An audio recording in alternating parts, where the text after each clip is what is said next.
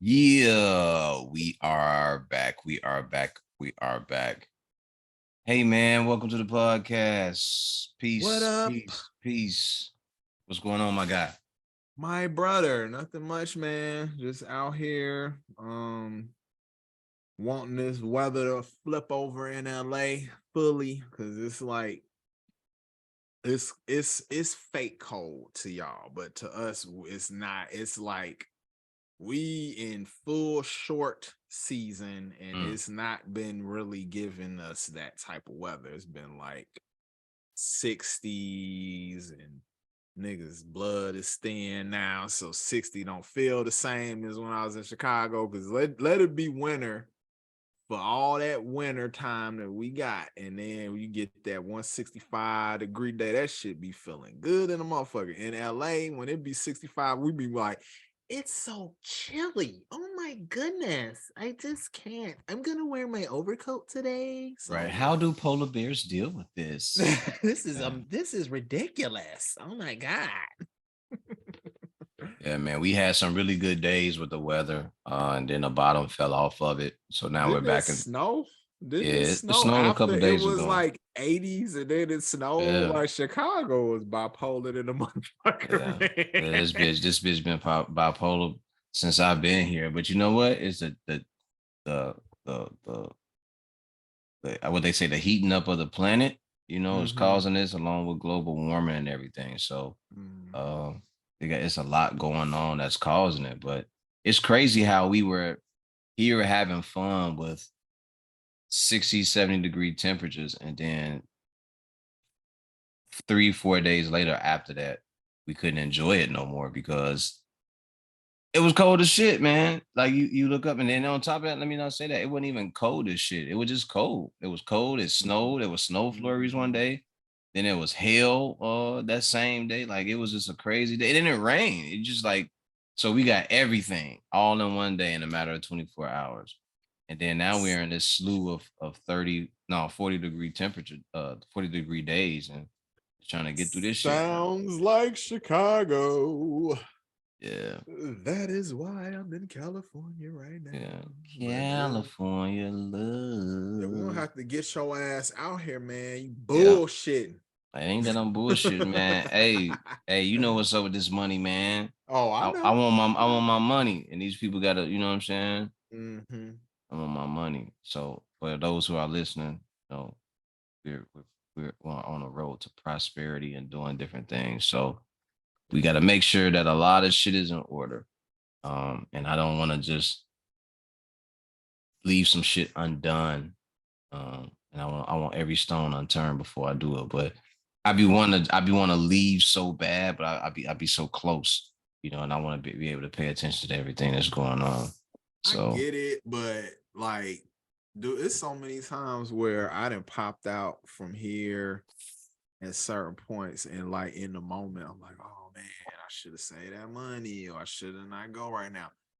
Every time, like when I go back home, if I go to Houston, I go somewhere else, visit other places, it's just like I have such a good time. Number one, number two, yeah. there was some shit that I needed to do from Hmm. a like, how can I say it? Just from like a perspective standpoint, just like getting different perspectives. Like when I go back to the crib, it get me back locked in, because it's like, oh, I didn't move out here to not be on my shit. Let me get on my shit, because when I go back home, everything reminds me of why the fuck I moved, and what, not from just a standpoint of like, oh, I don't want to be in Chicago, but it's more from a standpoint of I moved out here with a purpose. I came out here to get a bag. I came out here to, fulfill my creative purpose, like all of these different things. So Yeah. if that's not happening, number one, that's on me, because like I'm in control and we all in control of our own lives. But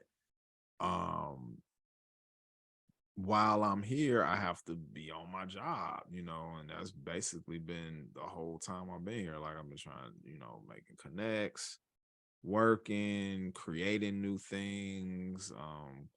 The Culture Foolishness podcast is finally coming out, finally getting off that bullshit in my fear. Off of yours, because I don't know what I said, fuck. you said, I'm an accountable person. I do not blame shit on nobody. Like, I know it's my own, like, insecurities and fear of, oh, I don't want people to hear my opinions on this and that. Not like I ain't done. I don't even know how many episodes we done. So my me talking crazy. I've been on the internet for months Yeah. and over a year already. Over a year. Yeah. So, you know, it's time to just own it and I gotta get out there though, man. It's just I feel like I keep thinking that something's gonna just like happen and I can't control because let me take these glasses out. Lately, that's what it just feels like. Like when if I step away from something and I'm not there to pay attention to it, you know, it'll fall apart. And now that's not necessarily saying that it's gonna happen all the time, but there are situations that have kind of put me in a mode of damn, if I leave, man, who gonna really safeguard this or who gonna really take care of this for me? So um yeah, change your heart. It's just a matter of just doing it though. That's all. That's all. I mean, and it ain't nothing to really get out there either. Like that don't take much of nothing. No, I mean, I just think, but you know what the other part is, dude. Like I've been in work mode for so for the last couple of years. Like I really been trying to push and get shit done, and then not just do the podcast, but help people with their podcast. Of course, help people with video editing. I didn't. This wasn't the thing for me to just do video editing. Like there are people asking me my opinion or sending me their videos or putting me in a Dropbox and going, hey, can you help me with this or what would you do here and leaving comments and like it's like all this different stuff is happening. So it's been keeping me busy as well. So my involvement in these things is kind of like I'm enjoying. I think that's what it is. I'm also not just enjoying like chasing money. Like I'm enjoying having fun and using my creativity to help other people. It's sitting at home with the TV off, well, not off, but on mute, and sitting here just working and working and working and working and working and getting shit done and getting responses back from you or from Six or from all these different people who have me in position to help out their projects or whatever it is. It's pretty fucking cool, man. So it's dope. Yeah, but I got your ass 3 days, 4 days. Yeah, I need to take some time out to go see my brethren. And let's come out here and kick it, man. I got all type of places to take you and shit, man. Like that for me, that would be fucking fun as hell because I only got one person out here that's from Chicago that I hang out with, and like the only person who then came to see me that's not a woman, because but yeah, Muhammad, that's the only person that came out to see me. Like, I've been on Steve for years, and now this nigga just had a baby, so he ain't about to be able to do shit. Like a brand new baby and wifey. Like that's crazy. Steve has a wife. Finally, he been with the girl, but which is one of my homies. I actually introduced them, and they was trying to act like they weren't dating for some reason. With me only. Everybody else knew they was together, but me, they was trying to hide it from me. Why was he being weird about it with you? Well, because he knew I was gonna talk shit, and he went wrong. So basically, the girl or the woman rather, her name is, and I don't say this on the thing, I'm Creed, that's my nickname, but that's a nickname. So my actual government name is Carl Reed, which is where the Creed nickname comes from. Her name is Carla. Oh, wow. And her birthday is a week before mine. So we the same side. Her name is the same as me, but a girl virgin. So he knew I was going to be fucking with him. Like, you just love me so much. You a version of me. And I did, like, soon as he told me, I did. It's like, see, that's why I tell you, Creed, get on my fucking name. He'll be all right. A little joke never hurt nobody. Oh, he's fine. But I'm like, it for me, it's dope because it's kind of like, damn, like, because of me being a catalyst, a whole human was born out of me introducing some people. Like that shit is wild to me. Yeah. Well, happy for him still, God bless him. Of course. that's a very big step, Huge. to have a wife, and not just a wife now you have a child that you've brought into this world. So it's a very big responsibility, brother. Very big responsibility. Yeah. He But got it, man. He yeah, waited got to long get out enough. there. Got to get He out was there. ready. Got to get out there to see you and everything. I'm going to answer a question on this podcast. Is my voice really this deep? I don't know. What do you think? Like, I've known this man for shit at this point. Man, it's been 20. Whoa, I just yeah, thought about it. It's really yeah. been like 23 years for real. There Or are different 22. pitches and inflections that my voice have, but when I'm sitting down chilling like this, Pretty much this is there octave is is where yeah, he's at. Yeah. there is no filter. There is nothing that I use to change anything when I record this. So if anyone is lying to you, or if anyone is telling you that I changed my voice to make it sound super deep, I don't do that. Like, this is my voice. And you can ask anyone that knows me personally, that has character and really, really, really knows me. And I've known them for 10 plus years, who've really been around. Like, all these motherfuckers know. Creed, your camera's moving around. I know. But yeah, I do not do anything to make my voice sound like this. I do not try to sex it up or whatever in the emails. I do not do any of that. This is my voice. Six, what's happening with you, man? I can't hear you. Speak up. Can you hear me now? Can you hear me? Yeah.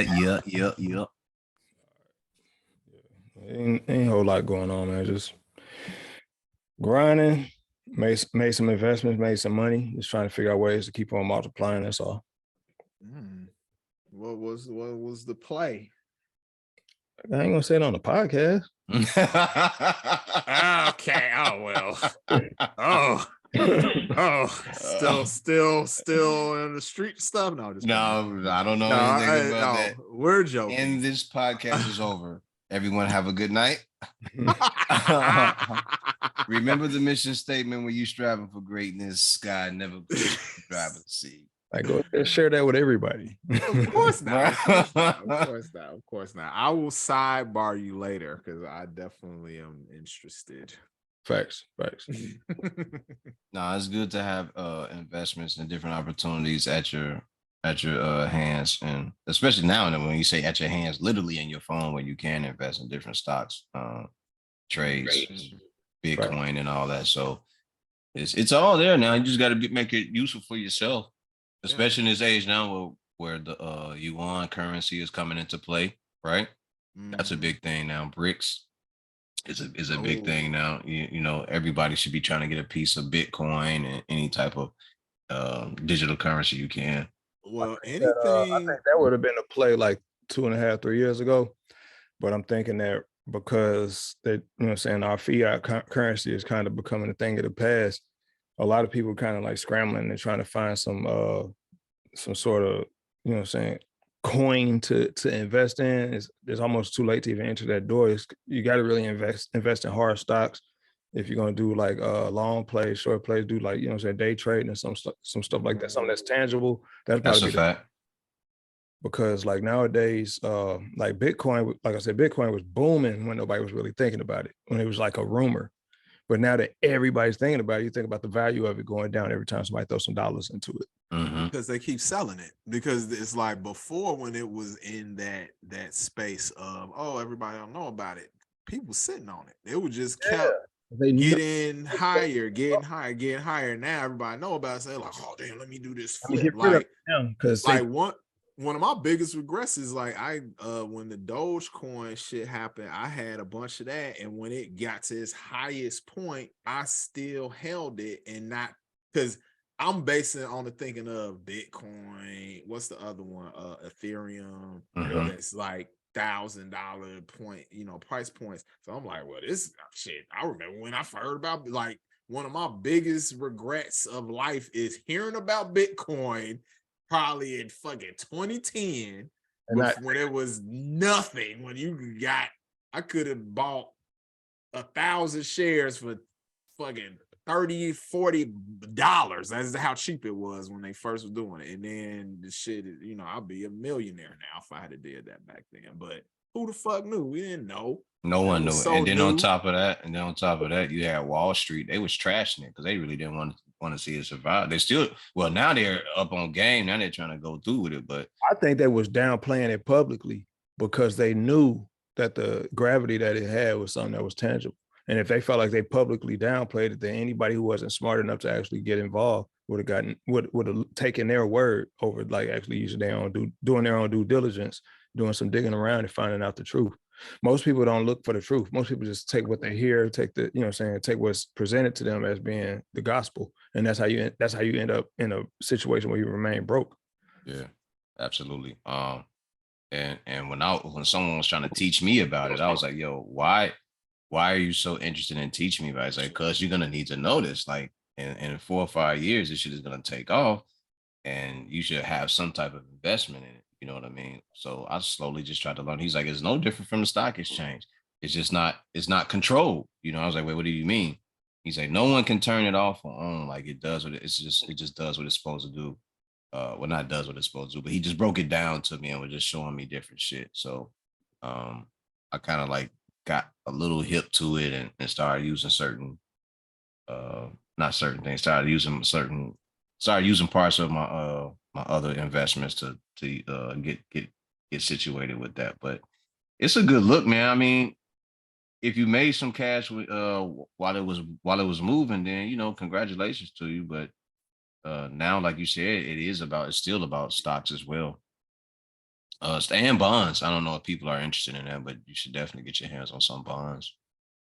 I compare it to like the combination of looking at shooting craps on the block versus shooting craps in the casino. Mm-hmm. Shooting craps in the casino is controlled. You know what I'm saying? Like the risk is there, but it's a different type of risk versus like the risk on the block. You know what I'm saying? Where everybody on the, you know what I'm saying, you got 9 motherfuckers standing around shooting dice up against the wall versus somebody who go to a table, you know what I'm saying? The person that's controlling the table ain't really controlling the table because they got a pit boss they got to answer to. And that pit boss got a manager they got to answer to. So everybody, they can shut that table down if they want to. Mm-hmm. And they see you hitting and they see you rolling and they already know the odds of you actually maintaining that streak. They could go ahead and say, let them roll. You know what I'm saying? They control everything. You think you winning just because, you know what I'm saying, you got the lucky streak versus just having the common sense to say, no, I'm gonna go ahead and walk away right now. While you trying to think about walking away, they got somebody serving you drinks in the casino. That keeps you feeling lucky and loose, or loose, I should say. And then you spend a little bit more time there, and sooner or later you become unhinged. Whereas out there on the block, you under pressure, man, because you playing against some motherfuckers who can't really afford to lose what they losing. So you know when to walk away. It's just up to you to make that decision. Yeah. You know what I mean? Yeah. It's kind of how it is, like in terms of like how it was with Bitcoin in the early days versus like a lot of this crypto shit right now. It's like a lot of it right now, you can tell that there's some walls around it. You know what I'm saying? They put some rails on it and shit like that. Yeah, well, they had to, because they, all the group trading and everything that people were doing. People were coming together in text messages, text threads, getting a hold of it. Everybody was doing group investing and everything. And I was saying that, I don't know if y'all remember, but I was saying that shit years ago. Like everybody should do like group economics or group investing. After reading books by Dr. Claude and shit like that, and figuring out different ways to make a play. You know what I mean? Treat it like motherfuckers who work in the kitchen at your job all pulled together on a lottery ticket. Treat it that way. The same exact way. The same exact way. No different. But that's tangible. The lottery shit is not tangible. Like Yeah. you literally a whole bunch of people wasting some money 99.9% of the time. Like the only thing that makes stocks tangible is education, understanding, and wisdom. So like if you don't have 2 out of those 3 things already in line, you're gonna fail anyway. Of course, the lottery is manipulated. That's poor people's gambles. You know what I'm saying? It's the poor people casino. You don't see motherfuckers who already got at least $10,000 saved up saying, you know what, I'm gonna go ahead and scratch this ticket. You don't hear about that too often. It's the motherfuckers who really need a win. It's the people that really need that opportunity to succeed that's really going to go ahead and take that chance. And that's usually how it play out, man. And I think the middle ground for that would be people who like dabble in crypto, but they don't really take it seriously because they don't do the due diligence and the study enough. And I would even say like back when not even fucking a year and a half ago when NFTs was like banging, I was like, why are all my visual artist friends not capitalizing on this right now? Because like, they didn't study. Dude, like you don't even have to be in it long to win in NFTs when it was actually banging. Yeah, I definitely should have did that one a little bit more tough. The only thing with that was kind of confusing was everything. So the investment would be you had to get so much Ethereum to mint the NFT item or whatever. So I don't know. I should have got down on that for sure. I definitely should have got down on that. And it's like the stuff that ended up hitting was so goofy to me, like the fucking what was that, monkeys and all this other bullshit people was buying. I think that's what turned me off because it didn't feel like real art. It felt real gimmicky and shit. I think that's what kind of threw me off too. I was like, what the fuck is this? That's the same way the music business is, though. Dude, I mean, like they present you an opportunity or avenue or lane to actually capitalize off of what you create, and they're like, you know what? I'm gonna whip something together real quick and present it as being the thing. So that would be the monkey, and they're gonna flip it. They might even have some friends get involved in the flip in order to like to drive up the value of it, just to show which is probably what happened, honestly, during that whole little time. And that's the same thing artists do. Rappers, singers, they do the same thing when they create music. They get all their friends to share it. You know what I'm saying? Their family and friends, anybody who are a true supporter personally to get involved in getting it put out there. Then they just let it snowball into the whatever pattern of success that it can actually kind of accumulate. But like the difference is like there's no emotional attachment to the NFT for the art for the purchaser, because now they feel like as long as I'm invested in it, if it makes some money, I make some money too. Versus anything else is like, well, I bought this man music, I'm a fan. Right. I mean, the NFT thing ain't completely done. It's just I feel like the usage of it, I feel like has evolved in that like speculative aspect of it is kind of done. Cause it's like when it first came out, it was like a gold rush, you know. But now it's more like a person some money. Yeah. And if it can make you some money and a person can make it at least sound reasonable, they're gonna get involved. They're gonna put their best bucks forward because they don't want to be broke no more. You know what I'm saying? The current thing that we all need to be tapping into, and I feel like on some levels we all are to a degree, but it's like even more so this AI shit, because that's about to take over. That's going to change everything. Everything. Like the fact that they came for writers and artists first is kind of tripped out, because you would think they would have used that application towards other stuff more so, but literally they came for writers and artists first. Like the fucking another reason why I look at it from an insider's perspective, bro. I'm viewing it like this. Like anybody that you see actually do something that's tangible with it had already thought this through, and they probably a part of that whole system and behind this whole AI movement. Like the group that this AI shit is just an advanced algorithm calculator. You know what I'm saying? All it's doing is picking. First of all, it because our voices are none but, or to computers are none but ones and zeros. So to mimic an artist's voice is probably nothing for the computer, but it's to actually like derive. If you ask for a specific type of verse from an artist or whatever, it's going to go through and dig through thousands of examples, and it's going to start like jumbling words together that kind of sound like something that this particular artist would say. Yeah.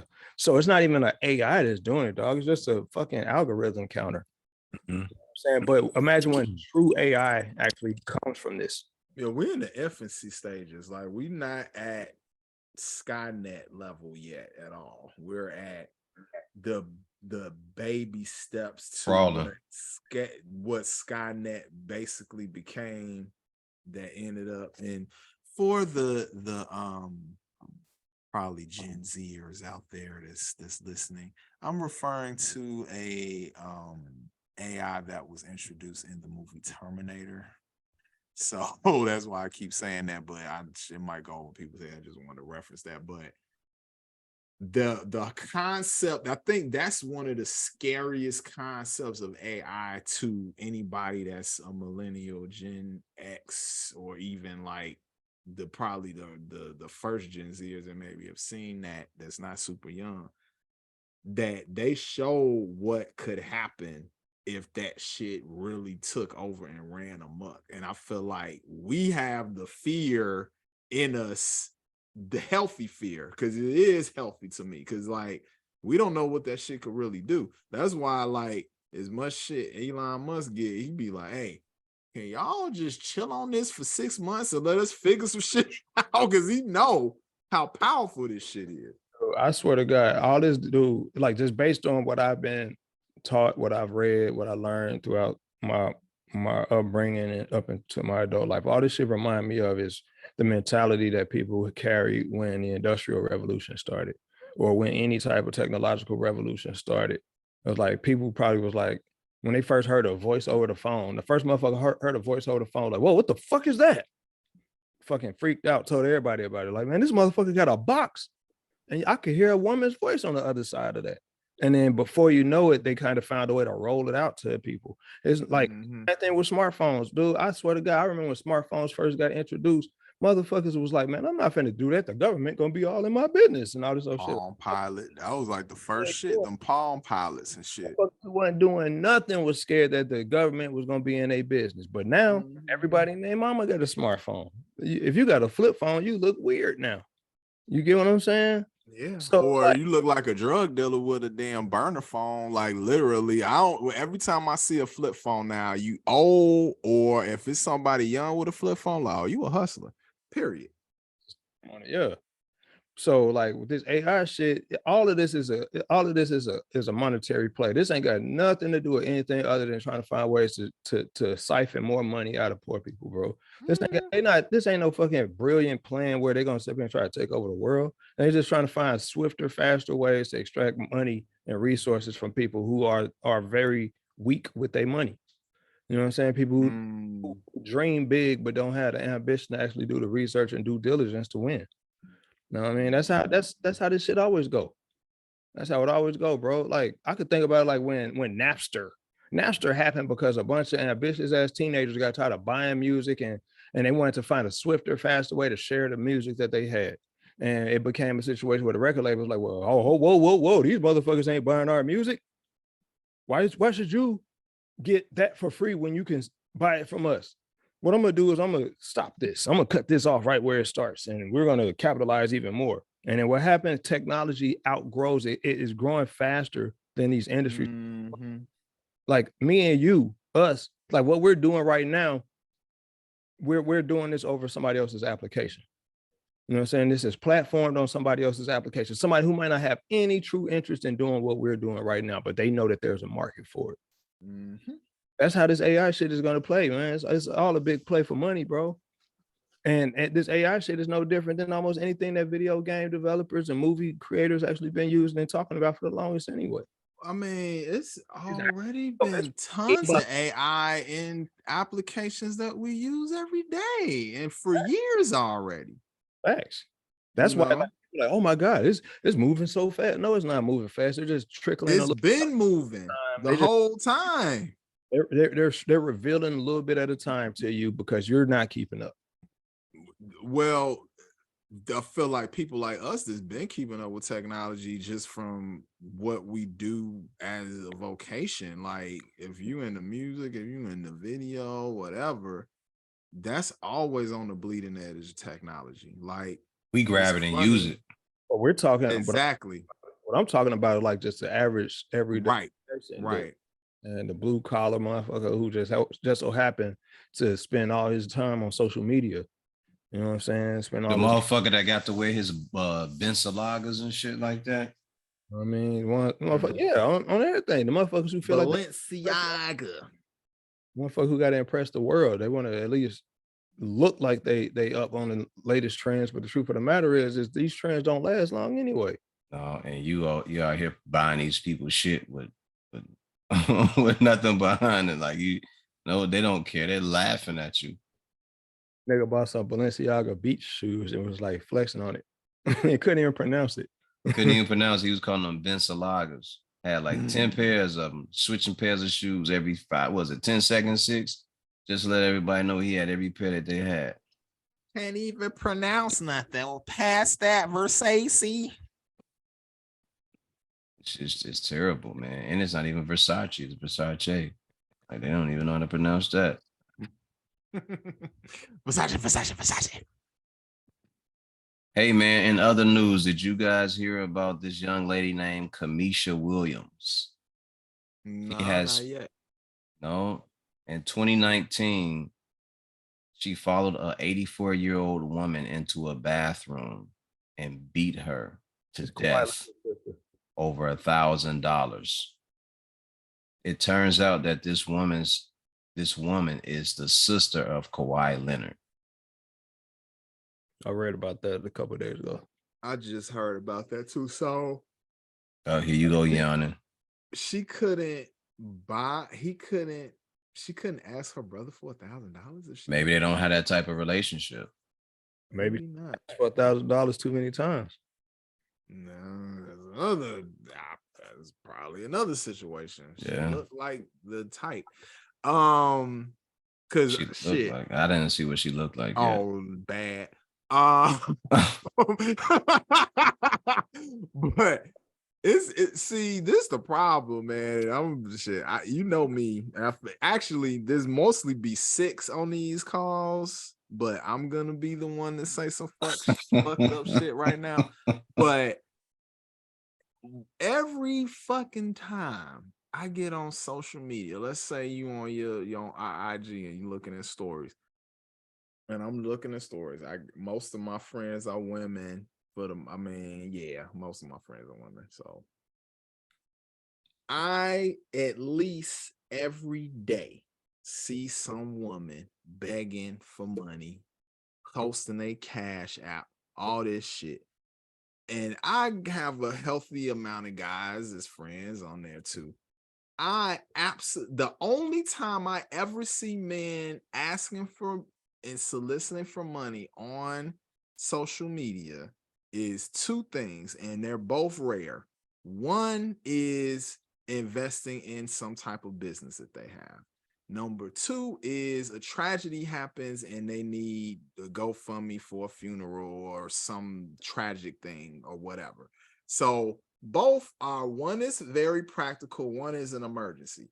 Women literally get on social media every fucking day. Not everyone, but someone does, that literally gets on there begging for money. It's ridiculous. I didn't want to jump in here, but I'm gonna go ahead and say it. We have removed shame from our society. We made shame a bad thing. We made shame a negative. Men, though, amongst us growing up, we learned that nobody's coming to save us. From the moment somebody tell us stop crying, you're a big boy.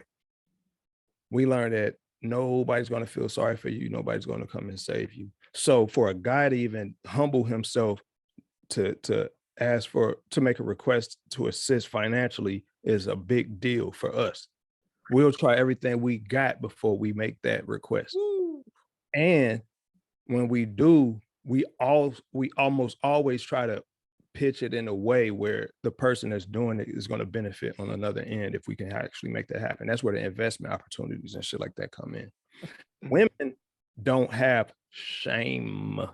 It's as a matter of fact, you get shamed for shaming women. And don't let them don't let them have children. As a matter of fact, if they have children, you better help this motherfucker, because she needs the help for them. No, don't even question where they daddy at. Don't question how come they dad ain't helping you.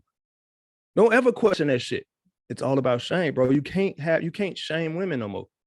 Bruh, it's not even a woman that don't even have kids. Well, that's the thing. That's the thing. This woman asked me for a loan and have a whole boyfriend. Why are you talking to me? Dude. And with no children. If you don't ask your fucking man for some money, like you started this whole conversation saying you got a bunch of female friends. Yeah. Let me explain something to you. Friendship amongst men is based on reciprocity. Friendship men is based on value added. I don't have any friends I can't depend on. You see what I'm saying? I won't be friends with nobody who's not reliable. I won't be friends with somebody who's not dependable. As a matter of fact, I'm watching motherfuckers in the way they move and how they treat people around them before I even allow them in my circumference. So that's a fact. That is a fact. That's how men pick friends. Yeah. But we don't pick women as friends that way. That we sure don't. But guess what? Times they sneak in just being cute. Women observe the way we choose our friends. And they were like, you know what? Because men move this way and men move in this code of honor, I'm going to exploit that. I'm going to keep him in my circle and I'm going to treat him nice. But when I need something, I'm going to make him feel like he would feel if he's making the same decision for his male friend. But you can't. You can't. It don't feel the same because it ain't the same. Because it's never reciprocal. No. Never reciprocal. As a matter of fact, if you do a favor for a female, like it's almost I don't bar entitled. They feel entitled. They feel entitled. They feel like they own it. But amongst men, like it's almost unwritten. We don't even fucking ask, hey, when should I expect my money back? The motherfuckers say, I'm gonna get this back to you as soon as I get you know what I'm saying, get back right. They almost off the bat, boom. Thanks. Jump. Females never do that. Ever. Females never do that. They just, oh, thank you, give you the hug and all of those shit. Then you waiting for your fucking payback. And this brought up, I forgot. Something came up. All of a sudden she generating excuses and shit. They got her hair done a million times. Yeah, she making an excuse with her hair and nails done. She got a new Coach bag and shit. They went shopping, went on a vacation. You know what I'm saying? Girls trips, doing all that shit, and looking at her Instagram story, like, damn, didn't this bitch ask me for $100, $200, $3,000, whatever the fuck she asked you for? A long time ago. Living her best life. And the crazy part about it is I'm of the mindset of I'm not going to give you nothing I can't afford to give you. And you have to move that way. You have to. But women don't think that way. No. You see what I'm saying? That's why women be bitching about their best friends who owe them something. You don't hear too many guys bitch about their best friends who owe them something. You're right. Now, one thing I will say, they be like, man, I gave that bitch my last. I gave this bitch my last. And she ain't had a damn decency to give me nothing back. And look at her, she got her hair. You know what I'm saying? They want to be able to talk about it. And then it becomes a fight between them, you know, because one person feels disrespected and she feels, she feels slighted by the whole gesture. Amongst men, if we do that, the same thing is going to happen. But the whole point is to avoid that by saying, hey, I give it to you back at this particular time, or hey man, just let me get back on my feet first, and then once I got that, then I'll pay you back. Now, what fucks up guys is when you dealing with, which I don't know if we talked about this before, but I think this is a good time to bring in. I feel like if a dude is a fuck boy, he's just a fuck boy. Like it's not like just dealing with women. He's gonna do shit with his male friends that's shaky. Because that's one thing that I've noticed, that the dudes that I have issues with doing shaky shit, women have issues with them same men for similar reasons. So the fuckboy thing go across the line. Like if you are not being a person with integrity and honor, it's just gonna trickle to whatever gender that you're dealing with, period. But I'm gonna tell you the thing is like the problem I see is like people don't shit test people. You know what I'm saying? Like I feel like it's small things you could do to just shit test people just to test their integrity. You could just listen to them. That's a shit test. Just listen to them. stories they tell. You know what I'm saying? Just ask key questions. You don't even Yeah. got to put them through nothing. Just listen to them talk. Let them be expressive. Mhm. A motherfucker that will talk, ask you a question, and answer a question at the same time. You know, there's a problem there. Yep. A motherfucker that's talking to you and makes excuses all the fucking time for everything that's going on. They make a justification for every bad. Mhm. Like they almost give off this victim vibe. That let you know, man. Like a lot of it comes down to that, man. It's like also, and we're all byproducts of the people that raised us. We're all byproducts of the environments that we come up in, right? So it's like the type of person you grow up under, you watch them move, you watch the results they get based on the moves that they make, and you start making decisions according to that. Now, whether or not you get better examples, you know what I'm saying, through life to kind of help you become who you need to be is subjective. But you're gonna see a lot of like, dude, I don't keep motherfuckers around me who don't take care of their kids. You know what I'm saying? I don't even hang out with dudes who fuck 30 bitches. But what did I just say? Is exactly going back to what I said. If you move like a fuck nigga, a fuck boy, whatever you want to say, like it's like it's all about it's across the board because they gonna do something that's gonna betray you at some point if you let them get close enough.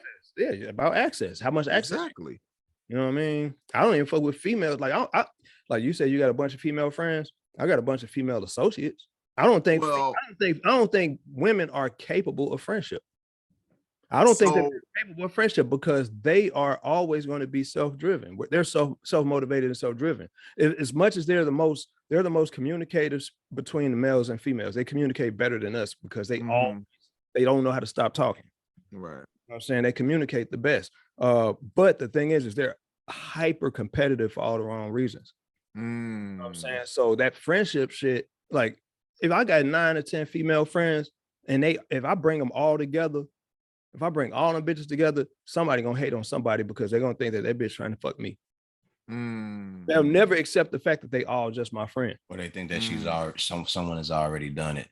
Hey man, let's not get off course. All right. This was about a woman being beat to death. Hey, that's how it happened. That's how it started. You know what I mean? It's she beat an 84-year-old woman to death in a bathroom of a casino for $1,000. And when did it happen? 2019. 2019. And this millionaire. Okay. This elderly woman, husband was waiting for his wife outside. So did she rob her or did she owe her the money and she didn't? No, she went in and she was just I am going to guess that she went in the bathroom behind this woman and she was probably watching her a couple times. She's probably seen her around a couple times and she went in there and she watched her and she beat the woman to death and she took her money. She saw her cash out and she followed her. Because you don't just walk around a casino with $1,000 cash. Right, unless you just won some money, right? No, I know some people that go in there with 1,000 or more. Well, yeah. Old people. Okay. No, she got cashed out. Damn, that's whack as hell, man. I didn't even have the details to that one. And her husband was waiting on her. That's what I'm saying. Like her husband was waiting. So, I'm gonna read part of this article. Kamisha Williams, I'm not going to say dude name, has been sentenced to life in prison without parole for the murder of an 84-year-old Afaf Assad.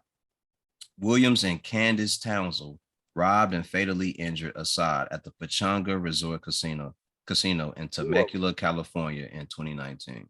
There was 2 of them. Yes. The other girl stood and watched. She stood and watched the door so no one would go in. From what I was told. Williams and Townsend followed Assad into the bathroom, broke her skull, and robbed her. Assad died from her injuries a few days later on September 4th. Both women were found guilty of first-degree murder and elderly abuse back in February. At the time of the murder, Williams' aunt confirmed that she and Leonard were brother and sister, per a report from the Riverside Press Enterprise. Blah, blah, blah, plays for the Clippers, such and such. I'm not going to say anything else. And that's the end of that. So she tried to play my brother's a basketball player card. No, well, that was that found out. Yeah. That ain't going to help her. Ain't gonna The help story her just out. said that she's No, but she wasn't trying to think say, about "Oh, like my brother she is locked up. Kawhi Leonard."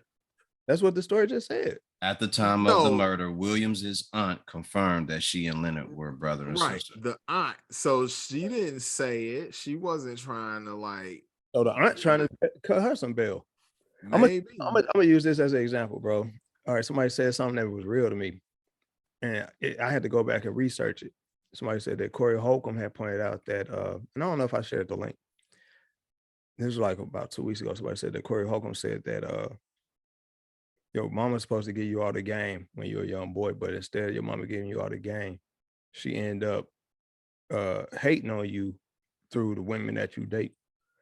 And he used as an example how like your aunts, your grandma, whatever, will question why you left, why you ain't with that girl no more, and will kind of like cut the female that you broke up with some bail and almost make it seem like you made the bad decision by not being with her no more.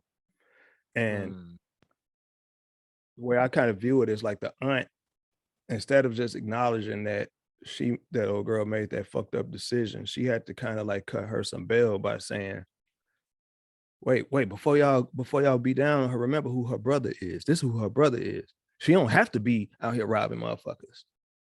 You know what I'm saying? But she out here robbing motherfuckers because her brother ain't helping her without saying all those words. Well, that make it worse. That make it worse. You acted like you had some damn sense, but Crime, you know, it's fucked up because it's like it explains his personality to a degree, not her actions, but when I saw her and the way her mannerisms was, I was like, I don't know what went on in your family where you can't talk, and when you laugh, it sounds like a robot is dying. So I don't know, like what went on to where, because Kawhi Leonard be like low key seeming off to me, like he's slow or off. My take on it is this: what if, they're brother and sister, but what if they don't have no relationship? That's all I'm saying. Which is probably, you know what I'm saying? What if he probable. like what if his father was out here just busting them off in these chicks, and that's definitely his sister? Or let's say that's his birth, that like they have the same biological parents, but they have no type of rapport, no type of relationship at all because they wasn't living in the same household their whole life. That's all I'm saying. That's all I'm saying. What if that relationship isn't what everyone think it is? Like, there are families that have 4 siblings, 5 siblings, 6 siblings, and a lot of them aren't. That all of them, they're related by blood, but they have no real relationship with one another. And what if they are in that position where, yes, I am her sister, I am her brother, but I don't really know her like that. I don't know them like that. Yeah, I don't fuck with them like that. I mean, my older sister, me and her, she more like just this chick I know. You know what I'm saying? But we acknowledge each other's presence. We acknowledge who we are, but we never shared any real time. We never shared any real moments. And I totally understand that because mine's the same way. My youngest sister. So the relationship I have with me and my youngest sister is a relationship that we kind of had to, we made conscious decision and effort to kind of have.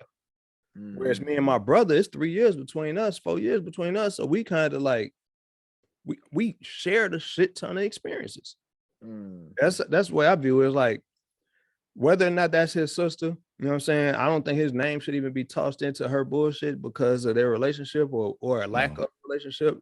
She's an adult. She made a choice. She made a very stupid choice. And it cost somebody their life. And no same type of considerations wouldn't be made if it was a dude on the other end of that scenario. Oh, not at all. They wouldn't even damn near barely brought up who his sibling was if that you would have found out. If a dude killed a woman over her money, or a man over his money, or old man, or his best friend over some money, they wouldn't give, especially if it was a nigga. If it was a black guy that did that, they'd have plastered that shit all over the news, bro. They'd have made that nigga look so damn bad. It wouldn't have nothing to do with nobody he related to. It'd have been all about all the shit he did in his past. Yep, they'd have brought up everything. And they were like, oh yeah, by the way, his daddy is, or his mama is, or his Yep. Yeah, because like it was the headline when I saw was Kawhi Leonard's sister did X, Y, Z, So- Y, Z, blah. So yeah, you were exactly right. It wasn't even pertinent. Yep. Why she ain't say, "Oh yeah, I'm Kawhi Leonard aunt"? No, she ain't do all that. It's That's crazy whack. how that like. How do you? You know what? As a man, as a man who was young and did some crazy wild shit, I never ever thought to hurt or harm an elderly person to get on. Like I never thought to do that. Like it didn't enter my mind. As bad as I could have been hurting her, as much as I wanted to do something, that never seemed like the thing to do. Right. Like, how do you get to that point? Like, that's so low. Bro, I'm gonna tell you this, and this ain't even like I don't want to go too far off topic. We could talk about it at some point. All right, I watched the King Von documentary on YouTube, right? And it was, you know what I'm saying, YouTuber did his research. He did a lot of digging around, found a whole bunch of tweets and shit like that. And my girl was sitting on the couch next to me, and she was like, damn, he was actually out here active. And Yeah. I was like, I said situations you kind of don't do the work to get out of, or you don't know how to get out of, will kind of like take you there. And I said, and you got to take into account he was young as shit. You know what I'm saying? I said, think about all the trauma that he probably endured that never got addressed, and he just went along with it because he ain't know that there was another way. I was like, you can't. We all like to use the term common sense, but a lot of that shit is not what we think it is, man. I grew up in a lot of them same environments. I grew up on the low end. I know what that shit was about. You know what I'm saying? But the difference is my pops stayed active in my life. He was like really drilling in my head certain ideals and giving me some perspective on some shit. My mom was too. So it was like a lot of that shit I was into, I was always being kind of like shamed for. I was being punished for. You know what I'm saying? My shit I wasn't just allowed to just kick it on the block with 30 niggas because these my guys. You know what I'm saying? And also on top of that, for me, it was like having other things that kind of like I was encouraged to get into music. I was encouraged to chase a lot of my goals and my dreams and shit like that. So those things kind of I had a support system. If you don't have if your support system is all about negative reinforcement and shit like that, you're gonna do what the fuck that negative reinforcement tell you to do. It don't come off as negative. You know what I'm saying? Especially when you're in the eye of the storm. So like to her, like I don't know what her upbringing was, but how you get to that point, who's to say she was ever up in the first place?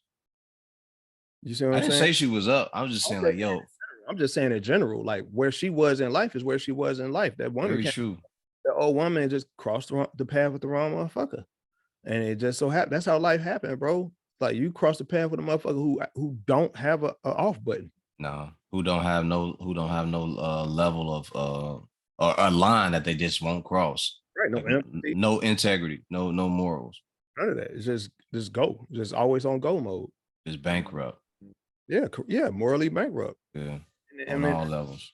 and that's how it be, bro. It's like a lot of us had like you know, you be talking about how like you could crush a motherfucking head in, but you think about it.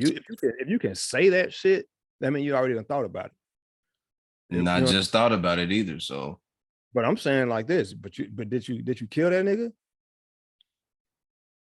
You know what I mean? Did you finish that nigga off? That nigga pissed you off, but did you finish him? What stopped you?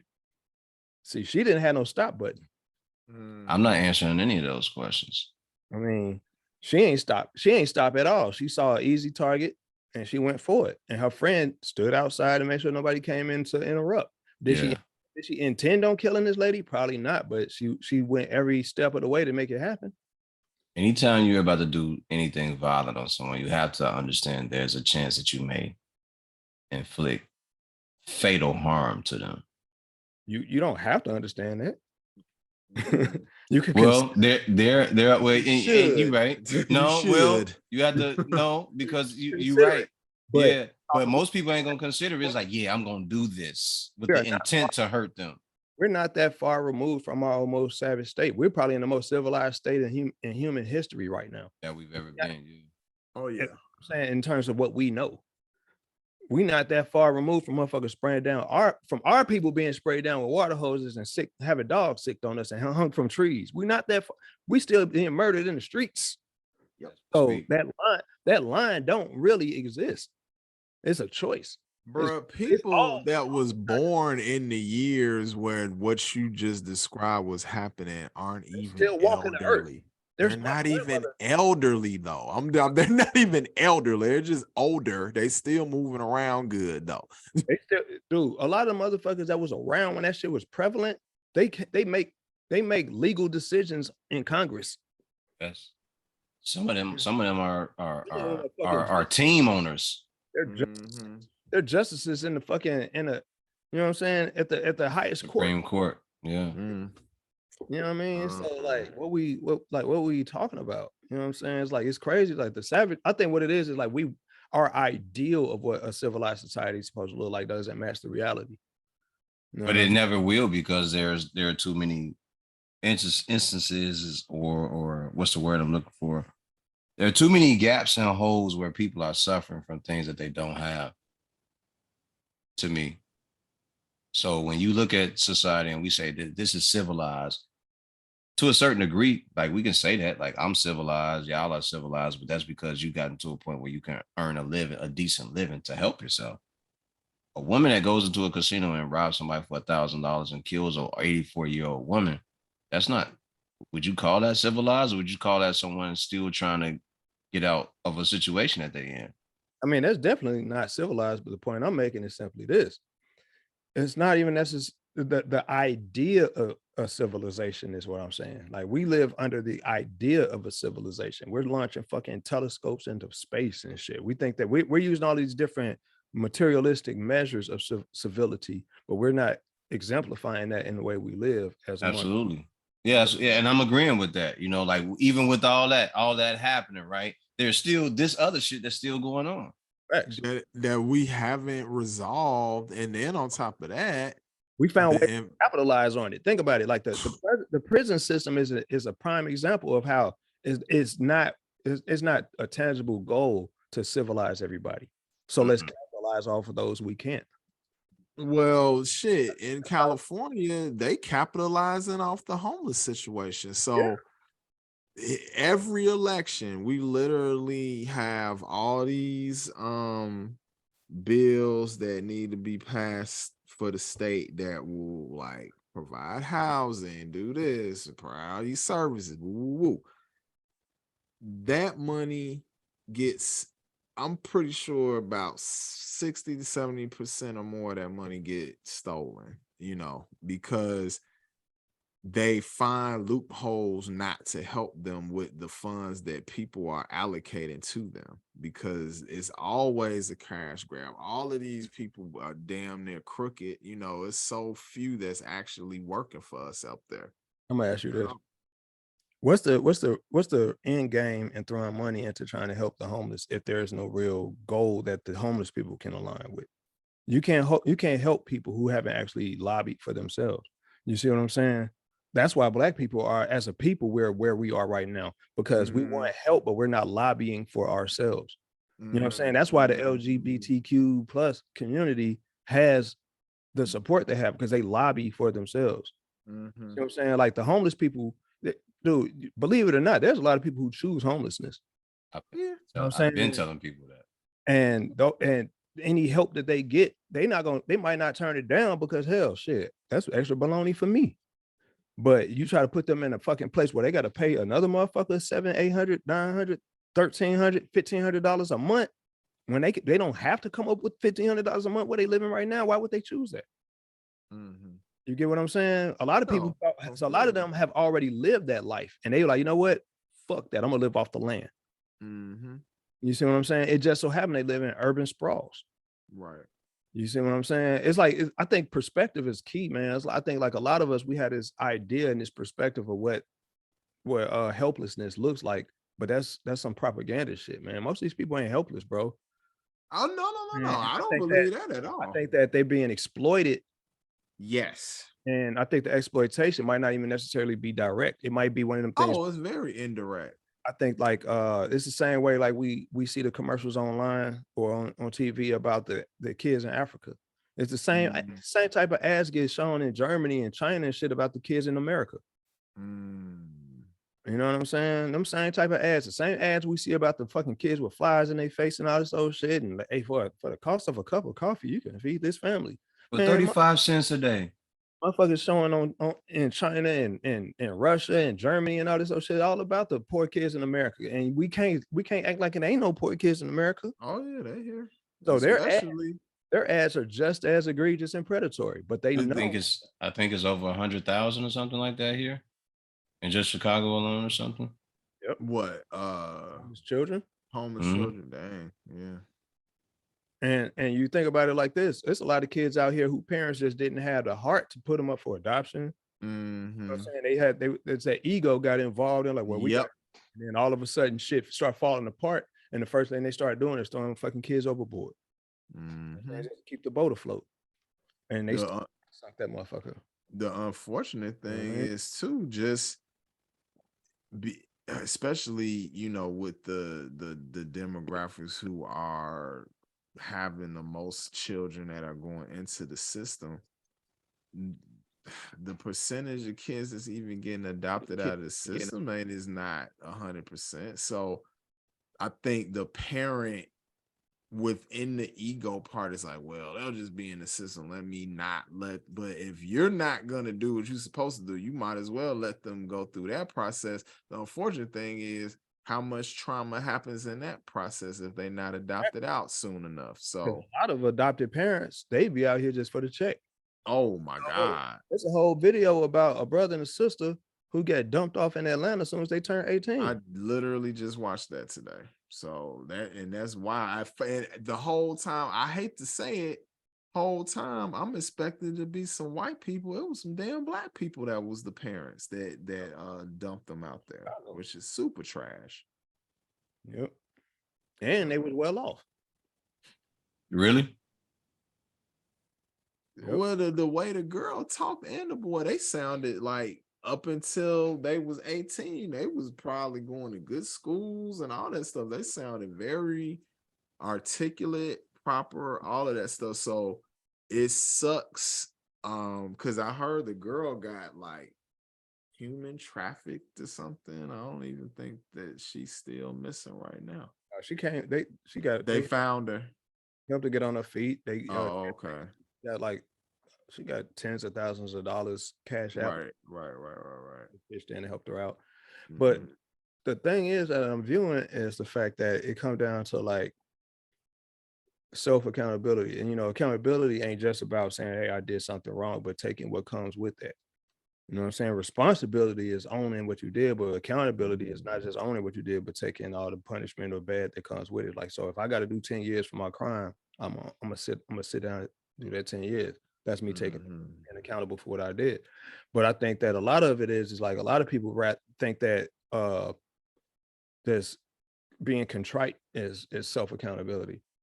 You know what I'm saying? Contrition is not good enough. And like, you like they're saying, hey man, I fucked that up. My bad. No, my nigga, you fucked up somebody's whole life. Yeah. How do you repair that? I'm saying reparations. That's what that's called. You know what I'm saying? How do you repair that? Well, if you're a brown person or a black, I'm not even gonna say brown because they'll give everybody in America reparations, but the people they owe it to the worst, like, which is like wow to me. Like the whole thing that happened with the Asian community with the hate crimes, all that, which is bad, not condoning it, shouldn't have happened, and they should have been compensated the way they were. I'm not saying they shouldn't, but where's our fucking money? We should have been got our damn money. You know why that happened? They got a lobby. They got people that's fighting for them. Well, that and they have an embassy. They have a lobby. Right. The first thing you said is more so important. They have multiple embassies because it wasn't just one group of Asian people. It was Asian people in general. You know what I'm saying? So we're talking Chinese, Korean, South Korean. They have a body politic.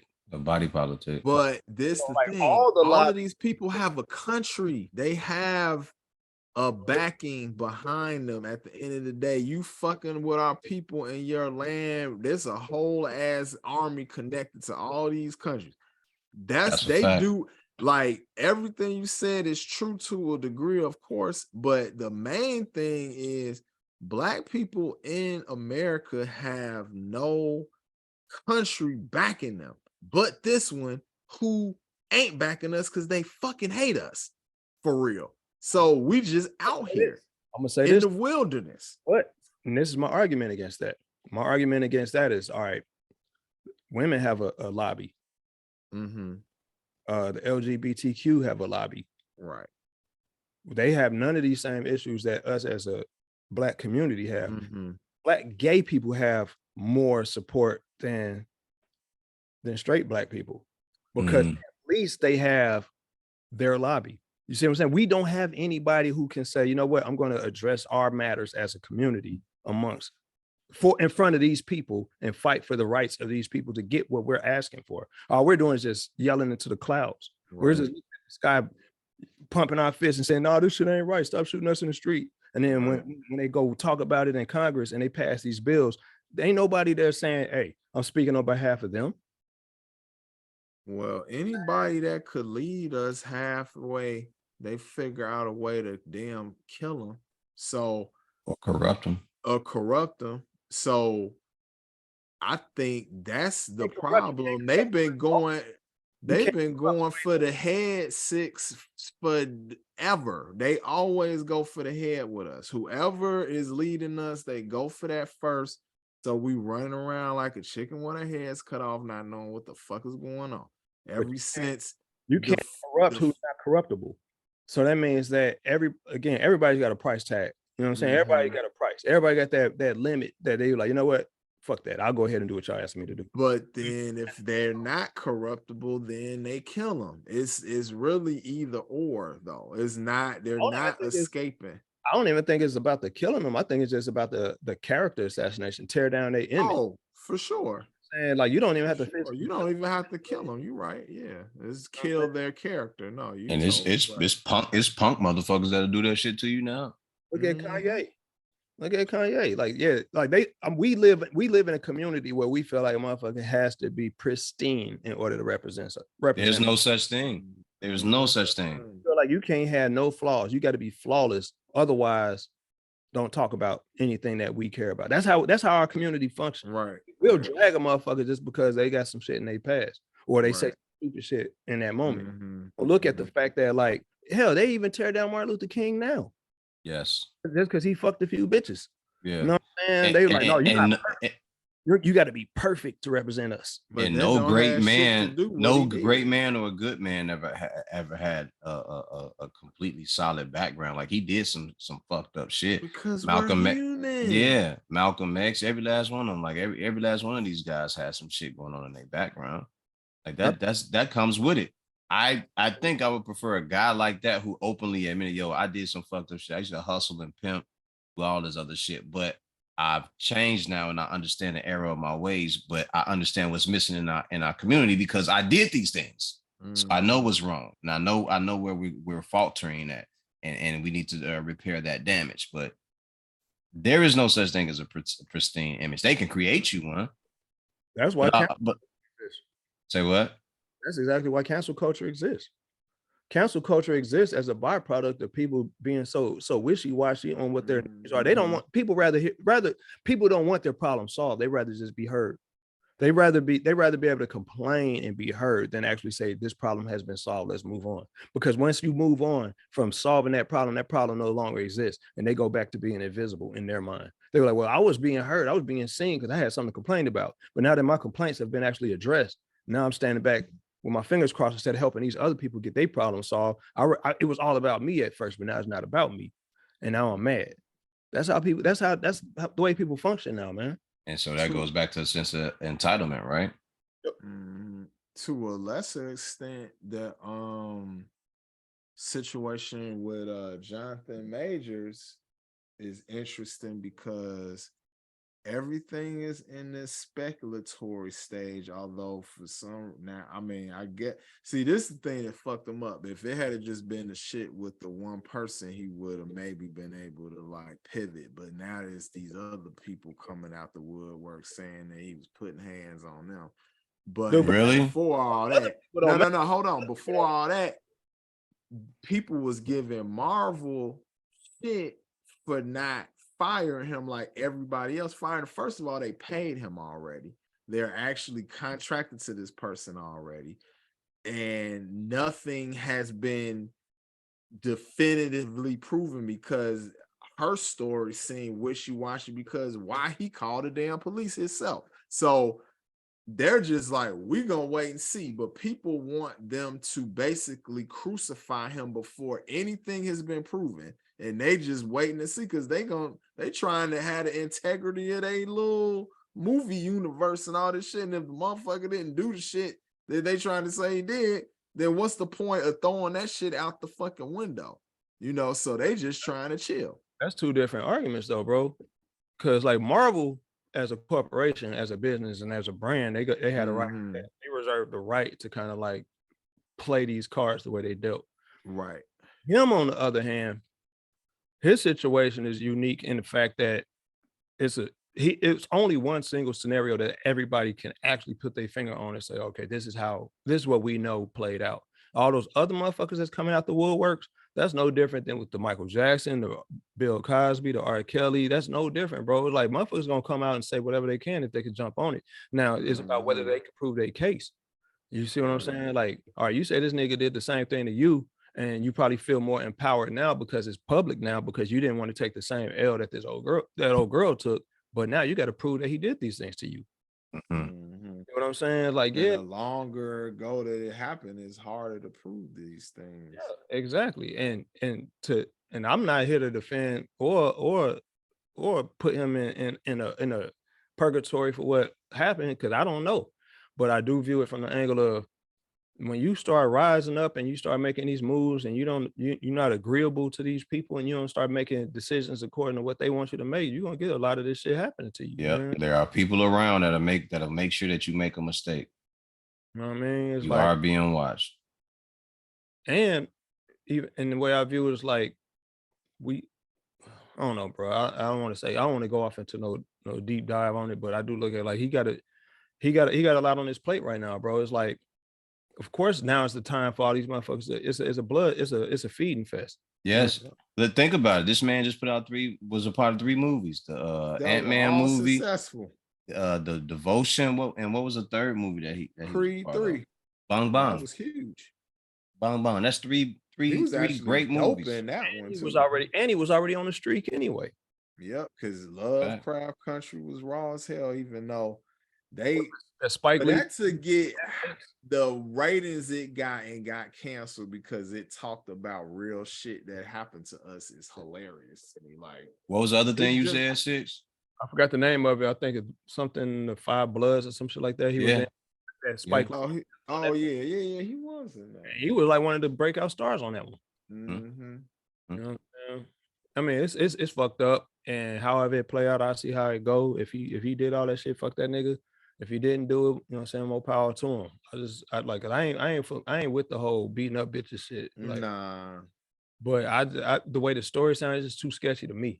You know what I'm saying? Sound funny style right now. And to see the way that everybody, like I said, it's a feeding frenzy right now. Everybody on his ass because obviously, in my opinion, you know what I'm saying, allegedly, he probably said and did some shit that wasn't agreeable to what they wanted him to say and do. You know what I'm saying? He didn't come across as an agreeable Negro. You know what I mean? I feel like it was kind of early for that though, too, right? Like, I mean, but when you started rising up, he didn't hit the peak yet. Like, I would feel like there's 2 or 3 more, movies in there that to really take off before, the ones that was gonna be the ones they didn't took all them from him because he was about to play Dennis Rodman and all type of shit. That was gonna be cold. When he did that Disney deal, that right there took him up there. Yep. Everything else was anticipation. Everybody was anticipating him playing them other Kang roles. Yep. saying Man. he was gonna be the big bad for the rest of the fucking for this phase. Yes. Well, Yes, he was. hopefully that shit comes to light and he really, didn't do what they said and he can resume his shit. But it's just hard because the court of public opinion, you guilty until proven innocent. So just the allegation and the culture that we in now, like it's funny, even though he with a white girl and how black women be feeling about that. I've seen different posts here and there, and just from the woman solidarity thing, they're like, fuck this guy. They already like, fuck this guy, even though we've seen women lie on men and it's been proven multiple times. That's why I can't just, people are people. Like, this is one thing that like irritates me. I think it's like society holds women in this regard like they're above doing things that men do, like lie and other things. And then when they do it, it's almost like society acts surprised, like they're not fucking human beings and capable of all the fallacies that any human being is. It's just like when growing up, what are boys, what are girls, sugar and spice and everything nice, and what are boys, I forgot what we were, but I know it was gross and not good. It was like, what was it? Snake puppy dog tails. Right, exactly. So What do you say? I didn't hear already say it again.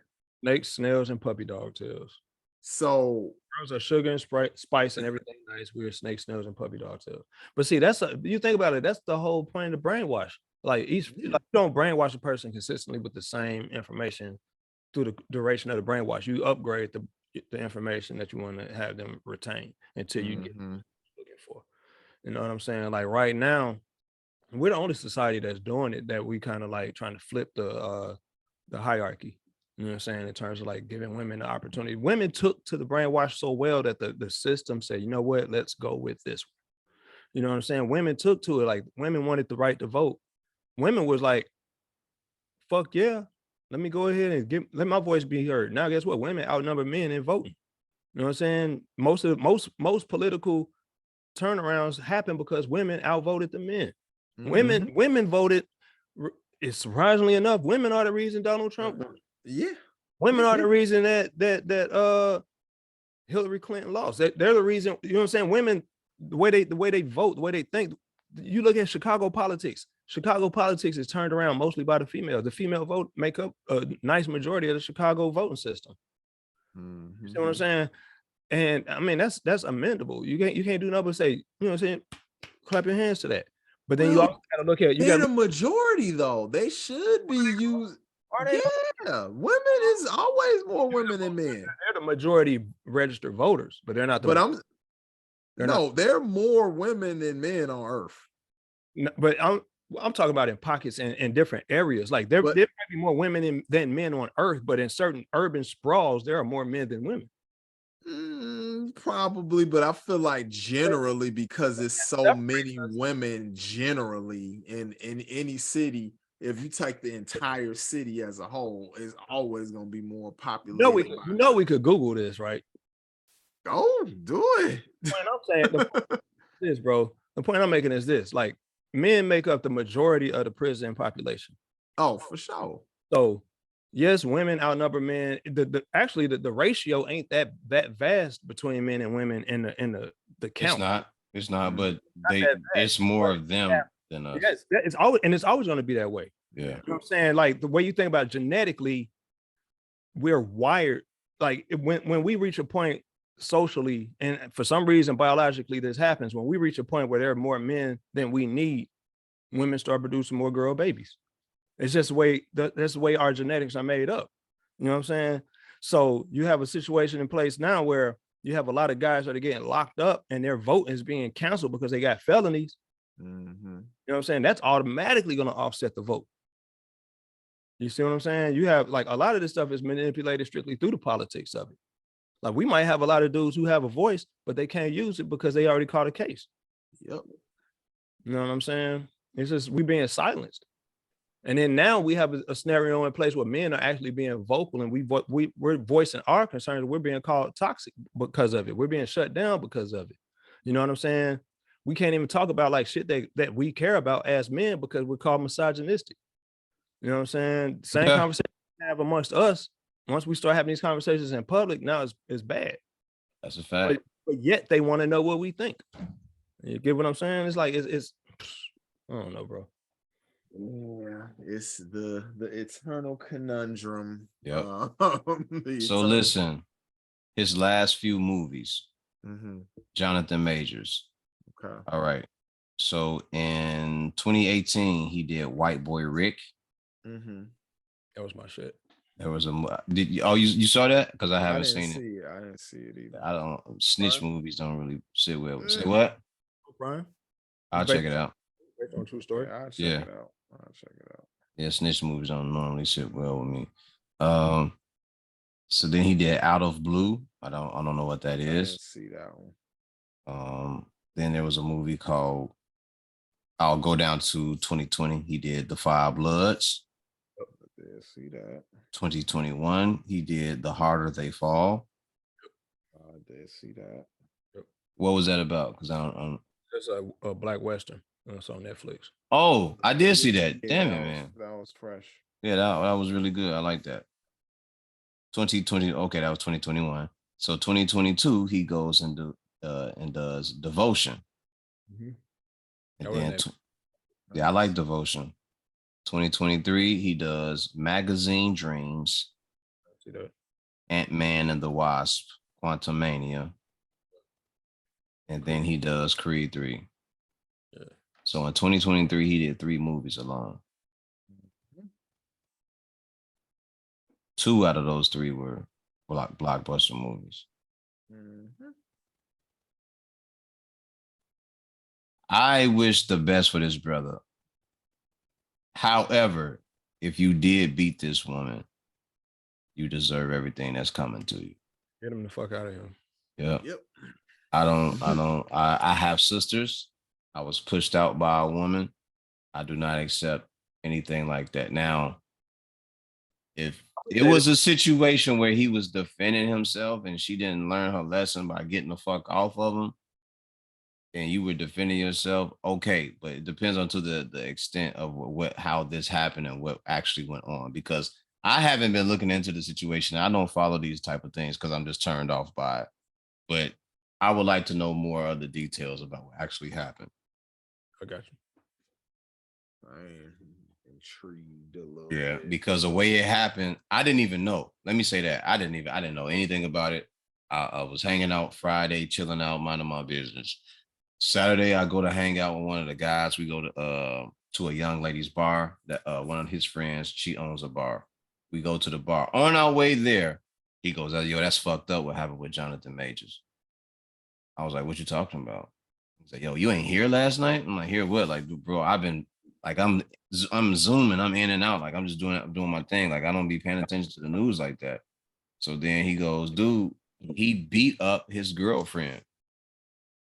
And I was like, "No, why would he do that? Like, he don't even look like the type of guy that, he's like, man, it's all over the internet that he beats a girl up." So think about how that was translated to you. Yeah. Yeah. You see what I'm saying? Like, that's what's crazy, man. That's why it's a real dangerous game out here with the internet, bro. It's like all it takes is a headline and a couple tweets and shit like that. And before you know it, the story get distorted. Yeah. Like people like even though the headlines are what the headlines are, only 3 people know what happened in that Uber. That's it. And that's why I say is anybody can make up a lie about you or change a narrative about you if you give them enough time. Like if it right now, if I could put this podcast out and someone could say, "Yo, they were being misogynistic and we don't like that podcast," and change the whole narrative about it, right? But we've never been misogynistic. We were just speaking open and honestly about facts that we can actually see. Giving our perspective, that's all. Yeah. Giving our opinion. And if there's some facts, like that's just what we're going off of. but it can easily change from moment to moment, minute to minute, and it don't take much to do that shit. But I hope I would like to wish him the best.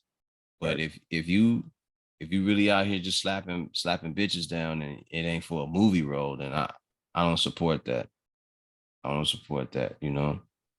I don't know, bro. I mean, some of these hoes need to get slapped up. You know what I mean? You just gotta, you know what I'm saying, check them, give them some mediation. You know what I But you mean? know what?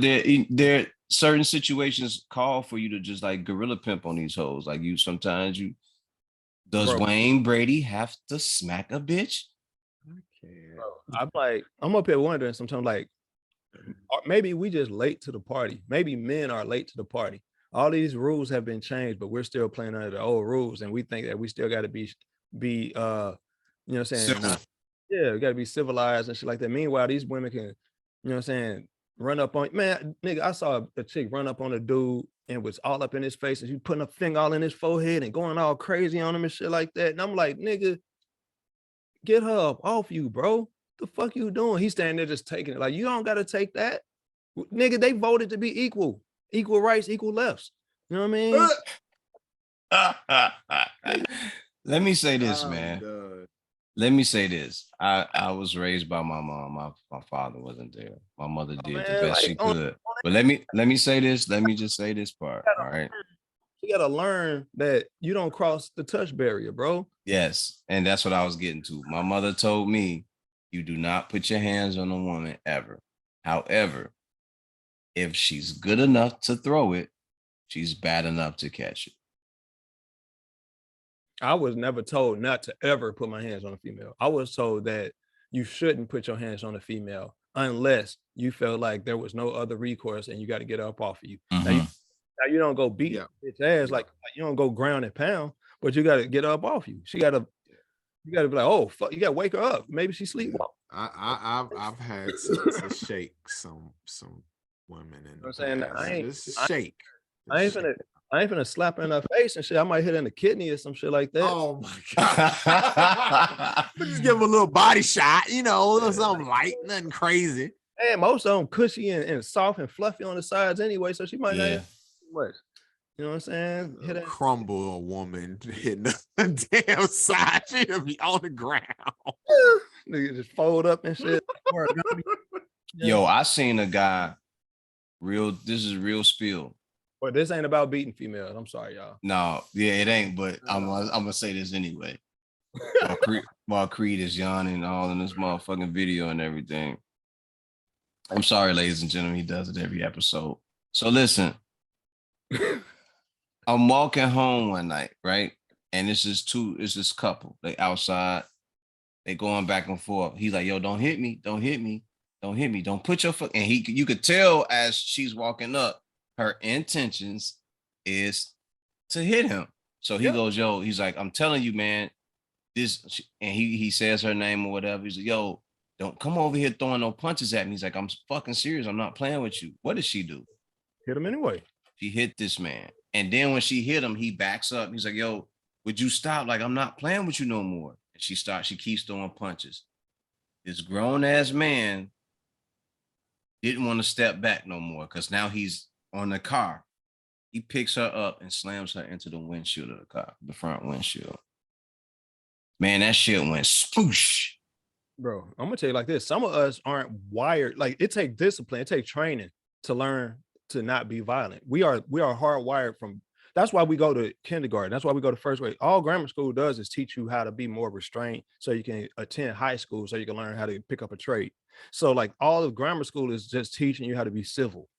Imagine imagine a world where children don't attend that training. Nigga, we all be savages, bro. There'll be a lot of dead motherfuckers out here, man. Yeah, on everything. The movie The Lord of the Flies is based about that. It's on that. That whole movie is about kids not having supervision. When you remove the rails, when you remove the fucking ropes from the wrestling ring, it's open season, my nigga. Yeah. The ropes ain't for them. The ropes is for the audience. Keep them right. Because now you saying I can color outside the lines now. Yeah. So like you put a motherfucker in a position where they gotta go savage, where they gotta, because putting a person in a fight or flight position is not fair to them. Mm-mm. Like we don't always view women as non-threatening. Sometimes sometimes it ain't even about male or female. It's about whether or not I'm in a situation where I got to defend myself. And once in your brain, that switch in your brain go click. And like he was that's why, trying like, his best. He was trying his best. we respond to loud noises differently than women do. You see what I'm saying? Like that's why women, when they get loud at niggas and shit like that, niggas try to walk away from that shit because our brain can't manage that. We don't. All we know is this Danger.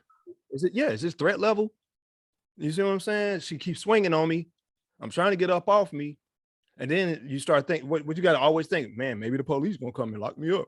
Is that all? Mhm. You know how fucking crazy that thinking is? Where our only threat in life is the police. You get what I'm saying? It's like this woman will not back the fuck up. She lucky he didn't boop boop boop boop pop pop. All he did was pick her ass up and lay her ass across the windshield. No, he ain't.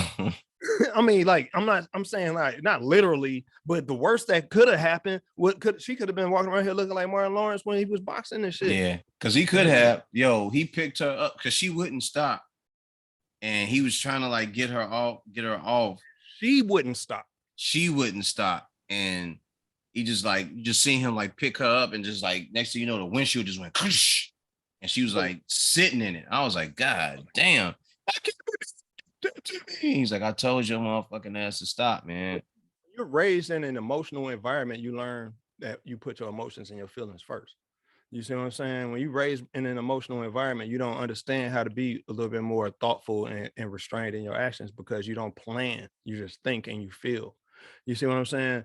So like a lot of those people are functioning amongst us right now, and they don't have the same type of boundaries or respect for boundaries as a lot of us who are a little bit more calculated in our thinking and kind of like thinking 10 steps ahead. I'm not thinking about the moment at hand. I'm like, as soon as the shit start popping off, I'm always reading the room anyway. So I can see it happen before it go down because I'm already thinking, if I go to a restaurant with my girl, I'm facing the door.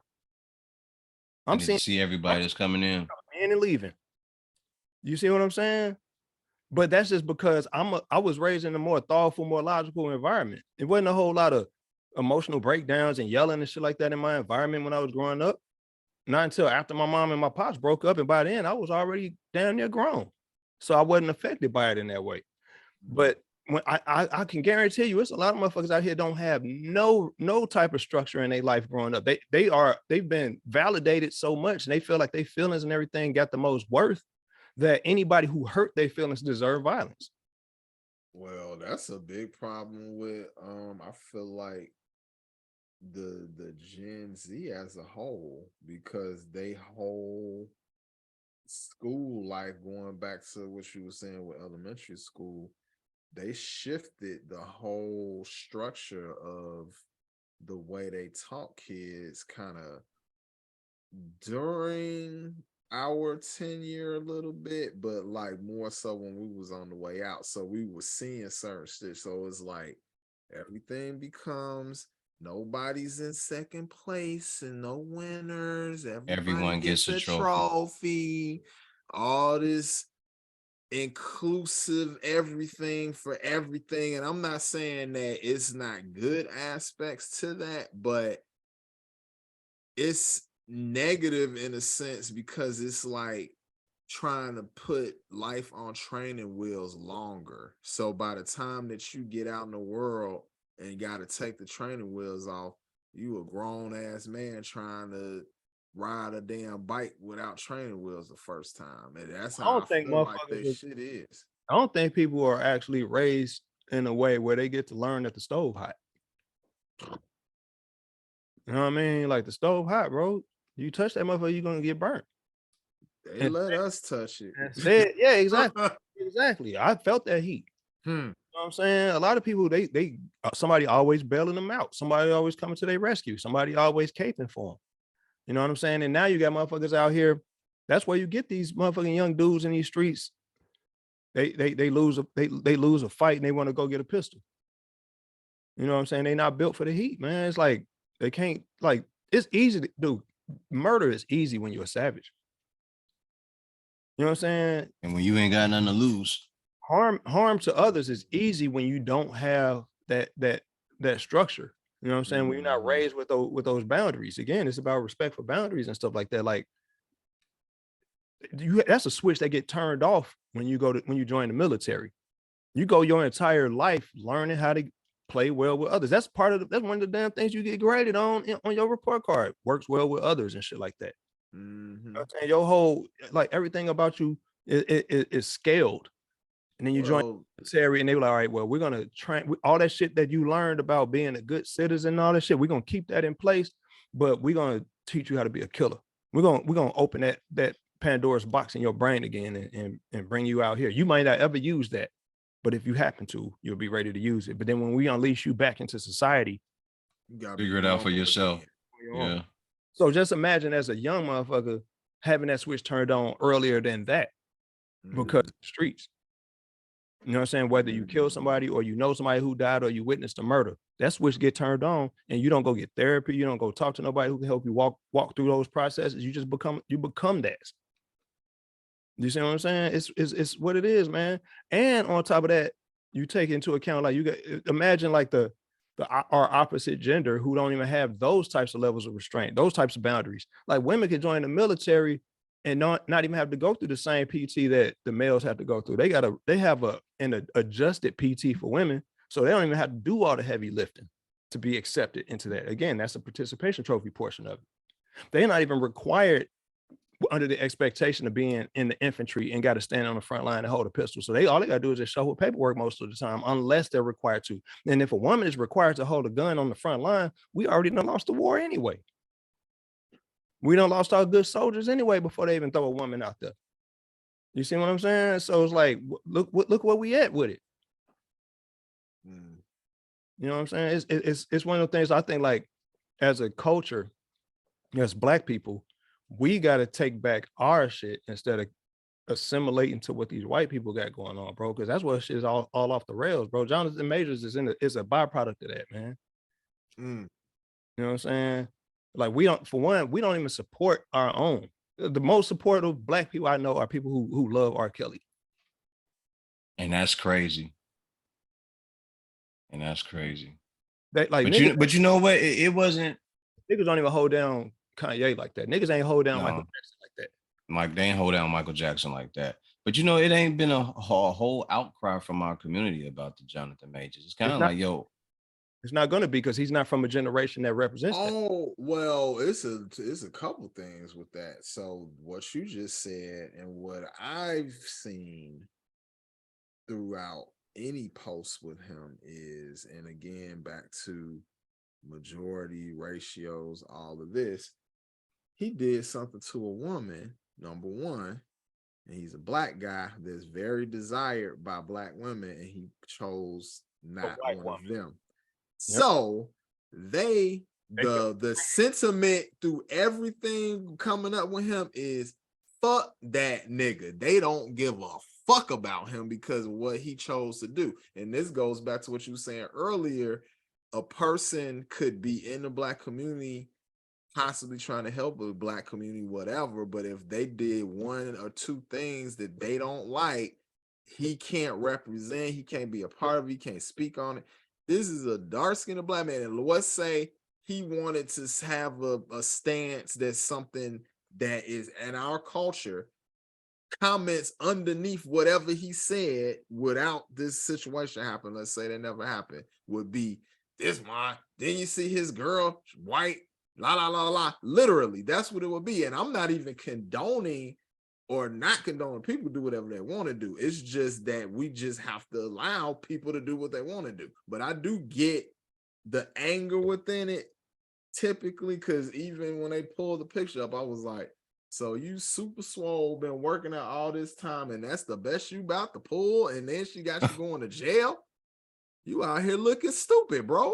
My guy, you look terrible. You look terrible. This mid-ass white woman that got you in all this damn trouble. You probably realized, like, at least get a baddie, get you in trouble if you gonna do it. When it went down, that's probably the first thing he thought of when it went down. Like, fuck, I got this regular ass bitch.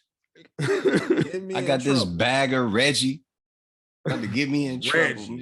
Reggie Miller. Reggie Miller. That's like getting stopped by the police smoking a blunt and it's from some Reggie, and you're in Ugh. the middle of Idaho.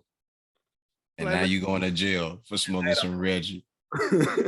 That you didn't even feel like you was getting high off of. Now you got a headache. Smoking a fucking cigarette. Nigga, you was mad when you was smoking. Might as well, because before you started smoking, you was like, "Damn, I should just get a black. It's about the same as this." I don't even smoke blacks. Better than that. Either. It's crazy, man. It's unfortunate. More power to that, man. Hopefully, you know what I'm saying, he come out of this and learn his lesson. If not, then AB is just another one of them conversations that been had, bro. That we gonna always have, huh? There's always, I mean, shit. What's the kid play basketball? Was it Mikey Williams or something? And he was a top high school recruit. I think his name is Mikey Williams, like top dude. Recent, Very recent. Got caught with guns and trying to shoot somebody and all this bullshit. Oh, the kid in Alabama that played for Alabama. Yeah. Or no, he ain't in college yet. Oh, okay. That's no, different. He in high school. Okay. So basically, and this is kind of like similar to what happened to AI before he was able to go to Georgetown, but I don't know. I feel like I'm not gonna say. I don't know the details. I hope that he didn't do it because he had a very great opportunity to get his whole family in a totally different situation, and you out here playing around. Bro, I would say this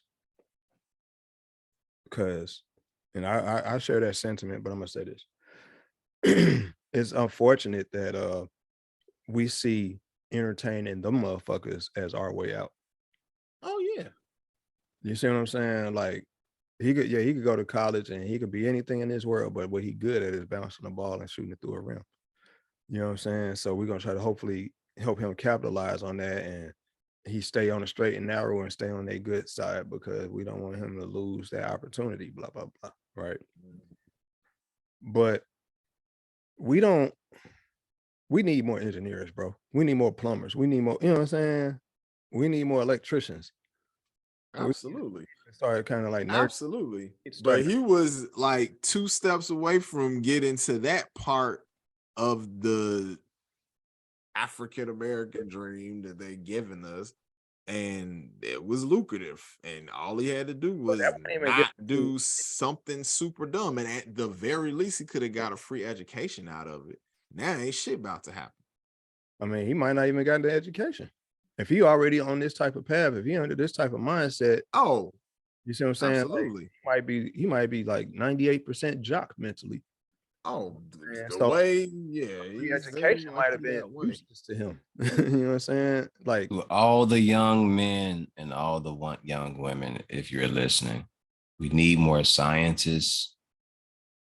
We need more doctors, more lawyers. We need more architects. Sports is cool. If you're trying to get your family out the hood and change the trajectory of your family in the current situation you're in, that's awesome. When you make it to the league, whatever association you get to, please make sure that you turn around and help those who are trying to be doctors, lawyers, scientists, physicians, judges, and everything else like that, because we need more of that coming from our community. It's a beautiful thing to have and to create those networks where we can further build a future for ourselves and those who are to come behind me, you, and everyone else. Being a jock, being an athlete is awesome. Like if you're great at that, be the best that you can be. Be as great as you can be at that sport, whatever it is. But we do need these positions filled for our own selves and our own people. We need plumbers, pipe fitters, bricklayers. We need architects, carpenters. We need welders. We need all that. We need more of these things in our community. Absolutely. That's all I got. That's all I got to say. We did an episode called "It's Okay to Not Be an Entertainer." That was one of my favorite episodes ever that I've done on this podcast. All right. And I enjoyed that conversation because it's a truthful conversation. It's a conversation that's much needed, that we should probably have more or in different manners or different topics and concepts, issues as well. But being an athlete is cool, but for all the people, all the young men, I know some young men are listening. There are only 450 spots to be filled in the NBA. There are not enough doctors. Is it 400 to be filled or 400 positions and 450 positions filled in the NBA for basketball players. Yeah, that's all you going for is 400 jobs. That's all that's there. And it ain't even 400. It's about what, and like 30? 30 something a year, you know, for the Yeah. rookies to come in, or if we go both rounds, we'll It's say 30, 60 it's something. 30, it's like 32 teams and 15 spots. Mm-hmm. You know what I'm saying? Oh yeah, 15 spots. Right? Yeah, it's crazy, man. And that's what I'm saying. Like, it's the same thing I see with like people trying to be social media influencers and all this other stuff. Like, hey, do what you do, but if you're not going to be awesome, great, if you're not going to be a trailblazer or whatever at it, build some skills. You know what I'm My saying? podcast was not created to be like anybody else's podcast, and so far it hasn't been. Maybe it is, I don't know, but I don't listen to other people's podcasts trying to do what they do. You do see me encouraged and inspired by, you know, the Joe Rogans and the Joe Buttons, but I don't do anything that they do on their podcast, as far as I know. But I do what I do here and in my personal life, because this is, you know, there are other things that I have going on, music and clothes and all this other shit. So we do what we do over here, but we have enough entertainers as it is. If this was to happen to blow up and have a very strong impact financially, I would want to make sure that there's a STEM school or some type of art school for kids. All right. We have enough entertainers. We need more positions that are pertinent and important to our community. And I will just add that the problem is more so on the male side, because our sisters going to school getting them degrees in droves. So that's amazing.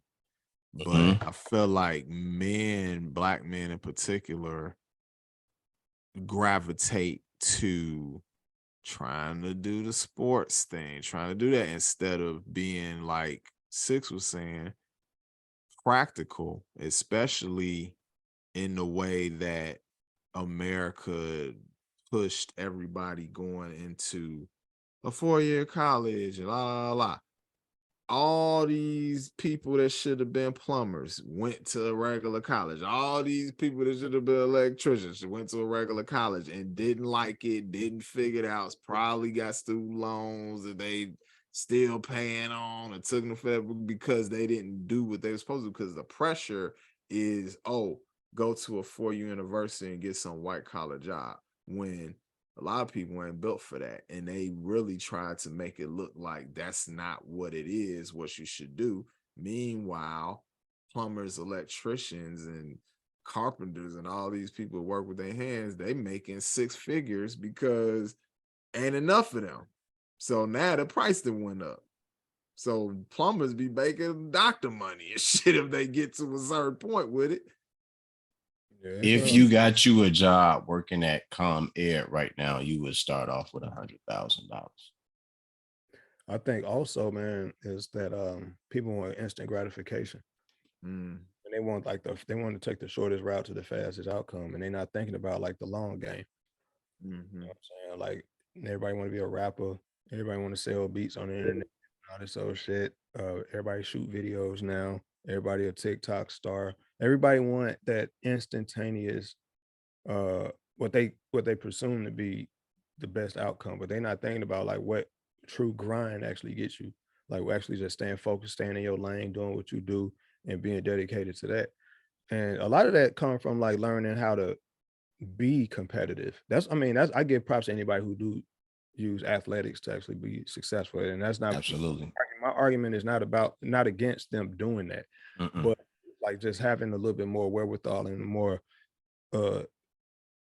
thought into what their actual future might have in store for them, because an injury might occur. Mhm. What I'm saying? Or you might not get picked in the draft, or you might not make it through the combine or something like that. Or you might not want to go overseas. That might not be the type of journey that you see yourself going on. Or you might not really truly be passionate about sports. It might be your parents' dream for you.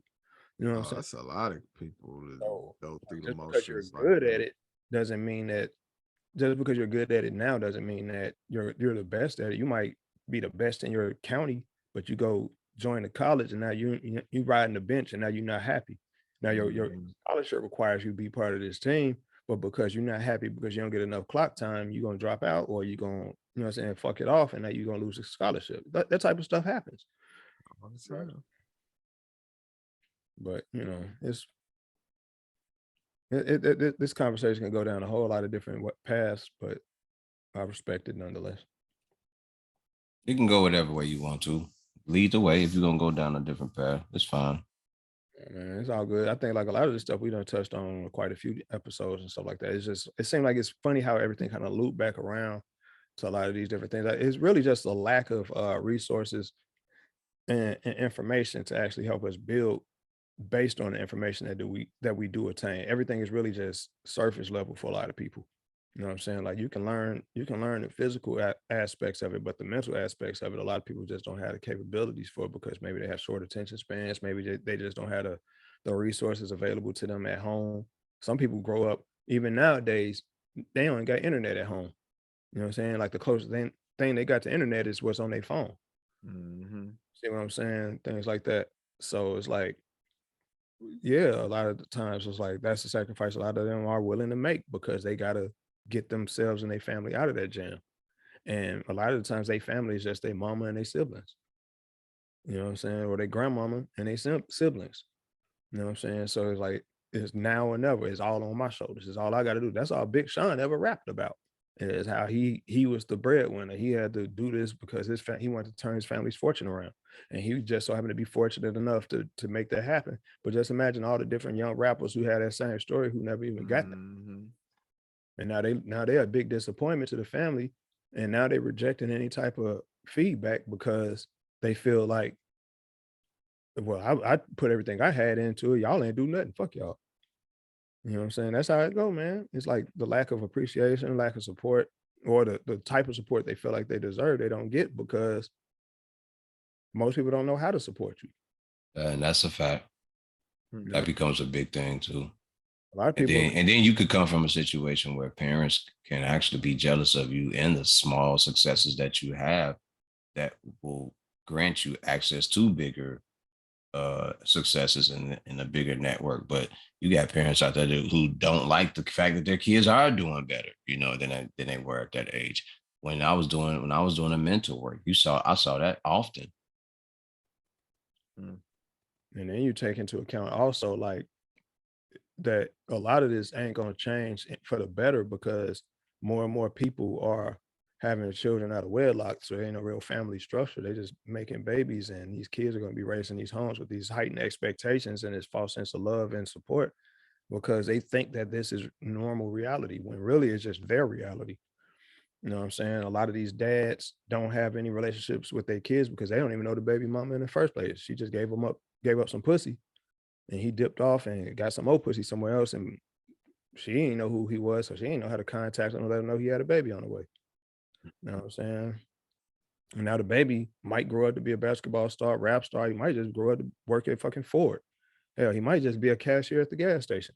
Mhm. He might be a trap star. He might be on the block gang banging. I mean, it's like his life has so many different paths it can go down strictly because there's no structure. Structure is key, man. Like I don't have too many people I can name off the top of my head who had two parents at home and just really hit them streets and did some dumb shit. That was me, son. I don't know Straight too many up. people who had like a support system in general who just went out and did some dumb shit, and that's just the way their life turned out. You My know, dad was a doctor. My mom was a lawyer. we all did some stupid shit, but like that be like the committed path. But I felt the only way for me to really get this money, get this guap, was for me to hit the block. You know what I'm saying? So I started selling crack rocks at the age of 8. There ain't too many guys in my circle that I know with both parents in the household. I don't think there are, man, that would be hard to. I would have to sit and think about it. Like closest to me. Mm-mm.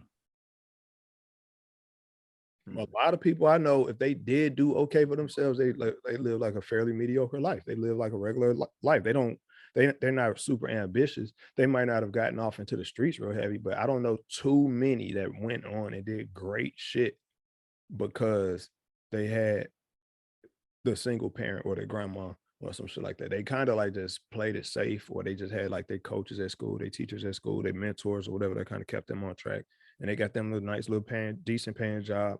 But in terms of like really being truly, I guess, successful and doing something that they actually felt like they're on path or they've ever achieved a goal, a personal goal. I don't know too many people who could talk about like personal goals that they achieve in that from that walk of life.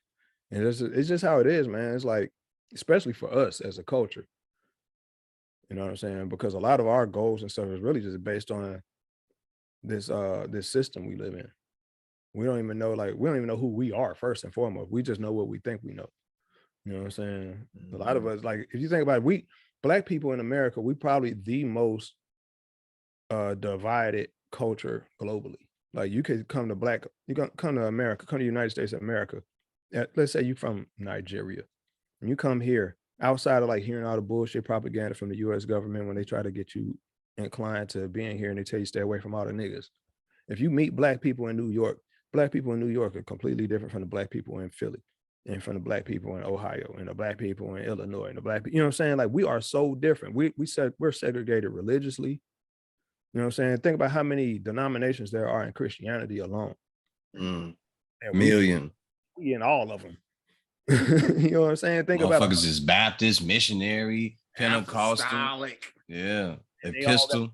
They all got their own belief systems.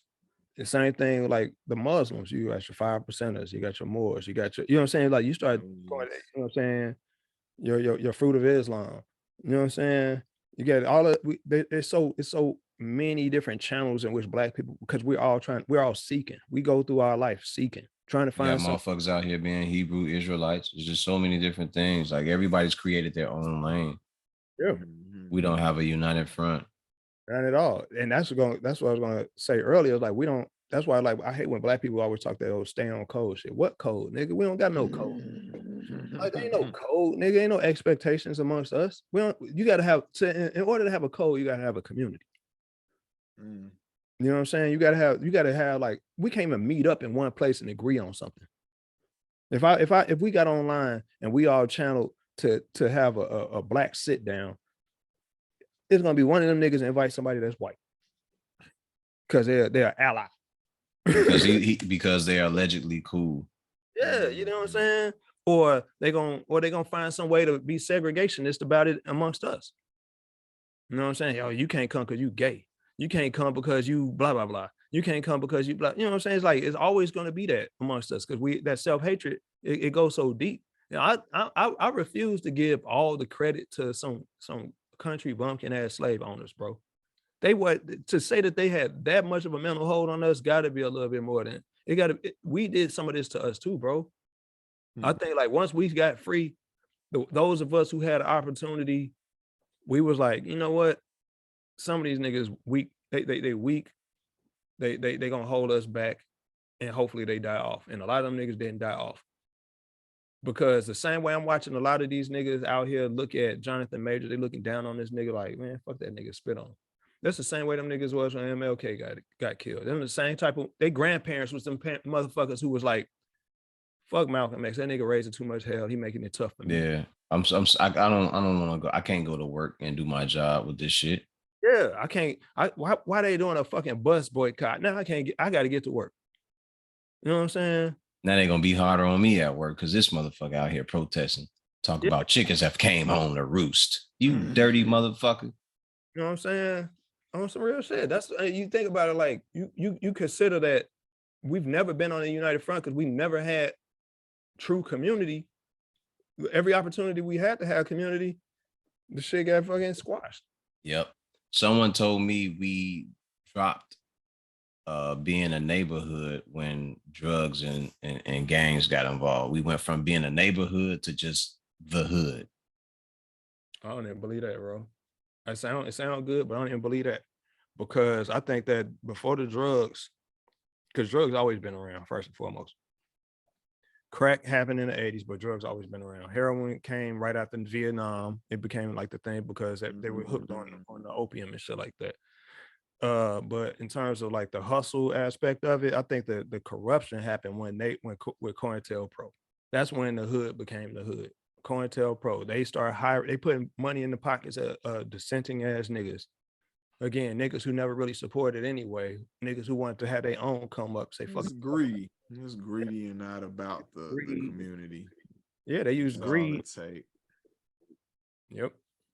That's all it take. I mean, shit, any community shit, and it's unfortunately is more prevalent in, you know, I guess minority situations because that's how they manipulate. Because what in other countries they send economic terrorists to topple these people's countries from a financial standpoint. You know, it's like a lot destabilized.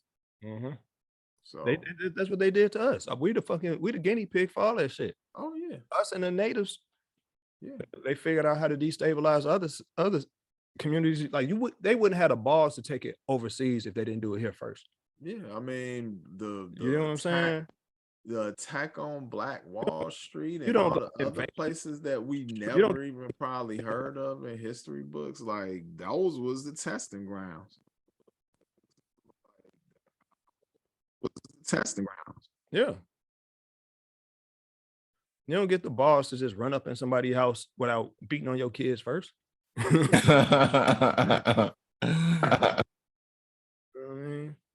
know how to belt move. He said belt move. Crazy, man. It's unfortunate, but you know, I hate going down the dark path. But hey, man, earlier in a on the Instagram chat, I sent you guys a movie called Dinner Party. Check that out. Dinner Party. I heard of it. I never watched it. Check it out. For those who are listening, it's an EP by Dinner Party. The people on this is called Kamasi Washington, Robert Glasper, Terrace Martin, and Ninth Wonder. Mm-hmm. It's a pretty cool vibe. It's not that long. It's a few songs, like maybe 7 to 9 songs, maybe 25, 30 minutes. It's not that long. It's a cool, chill vibe. Especially if you got your lady with you, smoke a J, get a bottle of wine, and have a good time, man. Just relax, chill back. Thanks for reminding me, because I looked at it and I was at work and I was moving around, so I didn't get a chance to listen to it. But yeah, I'm definitely gonna check it out. Yeah. What the hell? Shout out to Andy Bloom for because I had put him up on some music to listen to because he was telling me like jazz, and I was putting him up on Robert Glasper and a couple of different other guys that I like as far as music. And then he shows up and says, "Yo, have you checked this album out yet?" And I said, "The Dinner Party? No, I haven't heard it." And it's a pretty cool vibe. So I'm gonna go through and check out some other things as well. Dinner Party, check out that album. It's decent vibe. Anything else you guys want to say? Not really. I'm good. Really. I think we done covered the bases tonight. Yeah. As usual, we do. Creed was cooking as usual. Man, fuck Creed. I'm always cooking up something. This is one of my new. Man, don't nobody care about these motherfucking shirts. 93 Till Infinity Hip Hop. The back got like every album that came out in 93 within this graphic. So on the back is actually the whole albums. Well, I ain't about to turn around. But nah, don't do that. How many albums do you remember from 93, 6? Quite a few, man. I know Onyx dropped. There's Redman dropped his shit. Yep. Fuck. Diggable Planets drop. Yep. It's quite a few, man. Tribe drop. There's a lot of them drop there. Midnight Marauders, First Woo, Yeah. Into the 36 Chambers. Pop, yep, strictly for my Negroes. One of my favorite songs is on that album. Watch the first 2 episodes of that documentary. Which one with the mom, Dear Mama? I haven't seen. I think it's gonna be. It's on. It should be on Hulu now. I'm gonna check it out. Episodes are I'll check it out. I haven't checked it out. To watch. I'll check it out. It's pretty dope. It's pretty dope. Sure, some cool insights. I mean, I feel like the reason why certain things were put in motion to make sure Pac died, he was a child of the Black Panthers, which going back to what we were talking about earlier real quick about us not having a base and not having like people to lobby when we tried to do it. Look what happened. So I think that's a lot of underlying fear within us, seeing like, oh yeah, when we organized and try to do XYZ, they came down hard as hell. They was like, this is the biggest threat. And now people scared. I think that now we could do something, but everybody still got fear from before, and people can't get on the same page. I feel like it was easier for people to get on the same page back then, but now it's like damn near impossible because there's so many agendas. Imagine, because what you're saying is 100% true, but imagine this, bro. All right, let's say Pac never died, right? And let's say the Kanye situation never happened. Let's say Dame Dash never really got relegated as the crazy, mad, angry man. You know what I'm saying? Like all these people who actually be saying, all our truth tellers never got silenced in some form of fashion. You know what would have actually validated everything they said? Our support as a community. We always say, oh, they crazy. We always like jump down the crazy path. We always say we so dismissive. We dismissive, not even necessarily to our own benefit. We dismissive just to make sure white people hear us say it. You know what I'm saying? We be the first ones. We be the first ones before they ever say anything. We be the first ones. We immediately separate ourselves out of fear. I want it to touch us. We don't want our pockets to be affected. We so detached from our own reality that we think that the reality that matters is the one that they're attached to.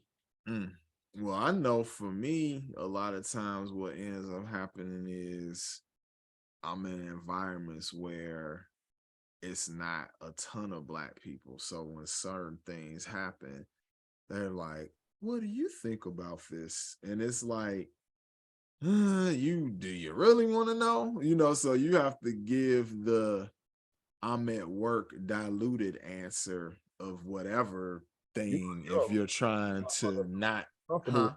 I said, you're around a bunch of motherfuckers comfortable enough to ask you some shit like that. Them motherfuckers ain't man, they don't even look me in my eye when I walk in the room and they know some shit happened amongst Black folks because they know. Will Smith smacked Chris Rock. Nigga, I had the most peace in my life on the job. White folks would not address nothing with me unless it was 100% purely work related. That was the most peaceful time in my life. That's so funny. I almost wish that they were uncomfortable in that regard. Often in public. Because I don't want to talk about it but I think it's because if you know how to carry yourself in a professional manner and all of these different things, not to say that you don't, I feel like whoever you're working around just have a different perception of you. But I feel like they think I'm militant. They believe I'm militant. And see, with me, certain people know that I am, and certain people know that I'm not, because there's definitely, or no, don't think that I am, because it's definitely a code switching back and forth, you jumping around all throughout the day, because it's like over here you got your actual Black people that you can talk to somewhat normally, but you still on work level of I'm not gonna get too comfortable, but we comfortable enough as black people. Then white people is gonna be some level of code switching and filtering just to not deal with certain elements that you don't want to deal with. Because yeah, you could just keep it raw all day long, but that's gonna not be as fun sometimes. I had a meeting one day. It was a meeting. We had took a break and we came back from eating or whatever, and we sitting in the boardroom and shit, just talking. And I told everybody straight up. I said, you know what?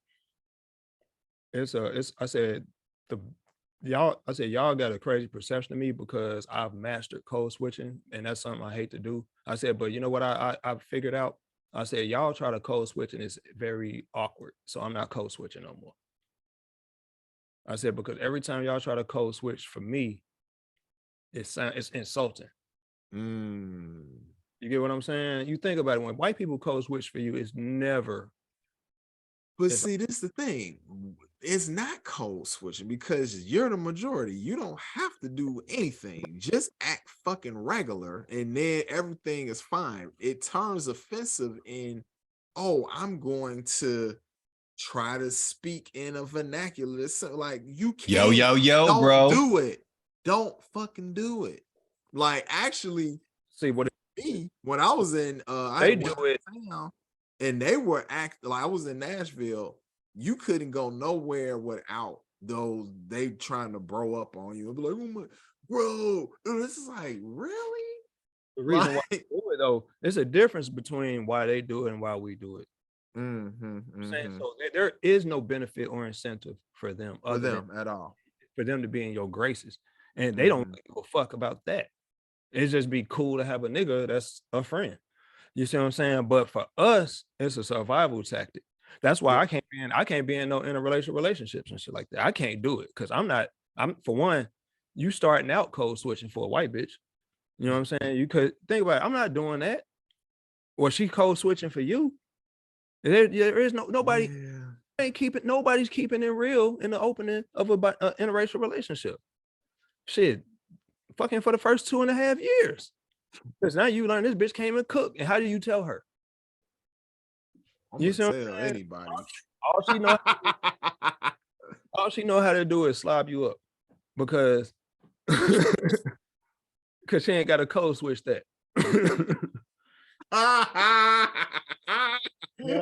Look at Matt. Nigga, I'm not code switching for nobody, man. They can suck my dick. That's it up the aforementioned point that you just pointed out. I feel like that might be a good point to because this is gonna get worse. I feel like we probably need to chill. But am I wrong? Am I saying something wrong? You're not wrong.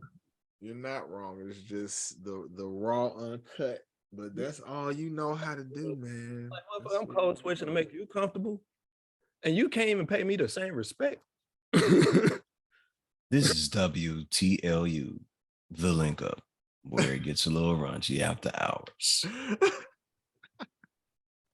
I'm just saying. No, we good. We good. It's I'll say this. Code switching, man. It's annoying and uncomfortable for me at times. You know what I mean? Like you're there at work, you know you have a job to do.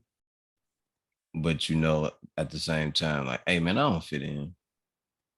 I don't fit in with these people. But you have to answer questions. There's certain things that need to be done while you're there. All right. The uncomfortable part comes in when they hit you with that, yo, bro, shit. What's up? What's been going on with you? What's up, homie? Like you don't have to do all that shit, fam. Just talk how you normally would when you out with your regular guys and shit. Just watch your mouth. Greet me the way you greeted Albert over there. Yeah. You asked him how he was doing. You asked me how I'm doing, and we both the same way you would talk to the same way you would talk to White Carl over there or William or whoever it is. When you go over Ethan and Yeah, and Matthew. Seth. Don't forget Seth. That's a good one there. Yeah, the same way you talk to them. The Zach. way you greet if you greet them with, if you greet those guys with respect, just greet me. You don't have to yo bro it up with me, man. Don't put nothing extra on it. You don't have to do none of that shit, man. It's just easier for you to just say, "Hey, Matthew, how you doing?" and go on, or you can say, "Good morning, Matthew. Good afternoon," because majority of the time, y'all probably don't know. You want to talk to me, and I want to talk to y'all. Just make it simple. Hello, hey, Matthew, and keep on going. That crazy is white people smirk. Y'all have that. Don't do that. Don't do that. Yeah, the skin tight smirk. Yeah, but that's their shit. But all I'm saying is, just be courteous enough to just keep it on some cool shit, And I think certain people try to overdo it and they fuck it up. Put too much They on fuck it up, yeah, because they be trying to be cool, or they, but they and maybe they don't even know it. But in any manner, form, or fashion, it's I don't like it. You know what I mean? But the code switching, it's crazy because you could be in a room, you go from one room, it's me, Carl, and Six, and we speak in one way, and then we go outside. It turns into something else because you're being misunderstood, or they don't understand what you're saying, or they don't understand what Six is saying, or what Carl, or probably me. It's probably me. Motherfuckers don't understand what the fuck I be saying. I've been misunderstood my whole life, so I'm used to it. But I'd rather they just be who the fuck they are. If they're a hillbilly, be a hillbilly. Yeah. But if you tell racist jokes, tell a racist joke. I might laugh. Shit. At least Honestly, I know who you are. Shit. Don't be Yeah. fake. Yeah, and even with the racist jokes, if you're gonna say it, just be funny. Because if you're not, you deserve what comes after that. You earned it, not deserve it. You earned it. If the joke ain't shit, and I hit you in the fucking mouth, you earned it. Because I'm not gonna. I feel like we would all be lying if we said we never heard a white comedian say a joke that was directed towards black people, but the shit was actually kind of funny because it was true. Like if it's true, too, the shit funny, I'm gonna laugh. Theo Von say some wild shit, but I'll be laughing my ass off. I'm like, this motherfucker actually said that shit with a black person in the room. You know what I'm saying? If I was there, I'd get that nigga dap. I feel like we respect the having balls and like just standing on your shit, but don't be offensive, but stand on your shit. Yeah, being good at your craft. You're a comedian, be a comedian. Don't be a fucking pussy. Yeah, but when we're in these other landscapes and we're working and doing what we need to do, it shit gets awkward, man.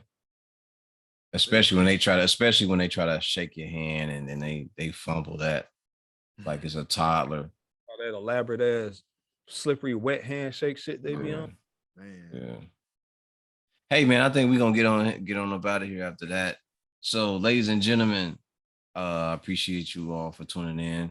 Hey man, we're back at it, and this felt good to do because I've been so fucking busy. I'm gonna be writing verses for the rest of the week and weekend so I can do some music. Hopefully, Agent Smith will allow me to take up space in his home and do songs. I don't know if that'll actually happen, but we'll see what goes on with that. Arc of Bars on the way. Other shit is on the way. And remember the mission statement when you're striving for greatness. God never puts you in the driver's seat if it's taking. You ugly bitch, you.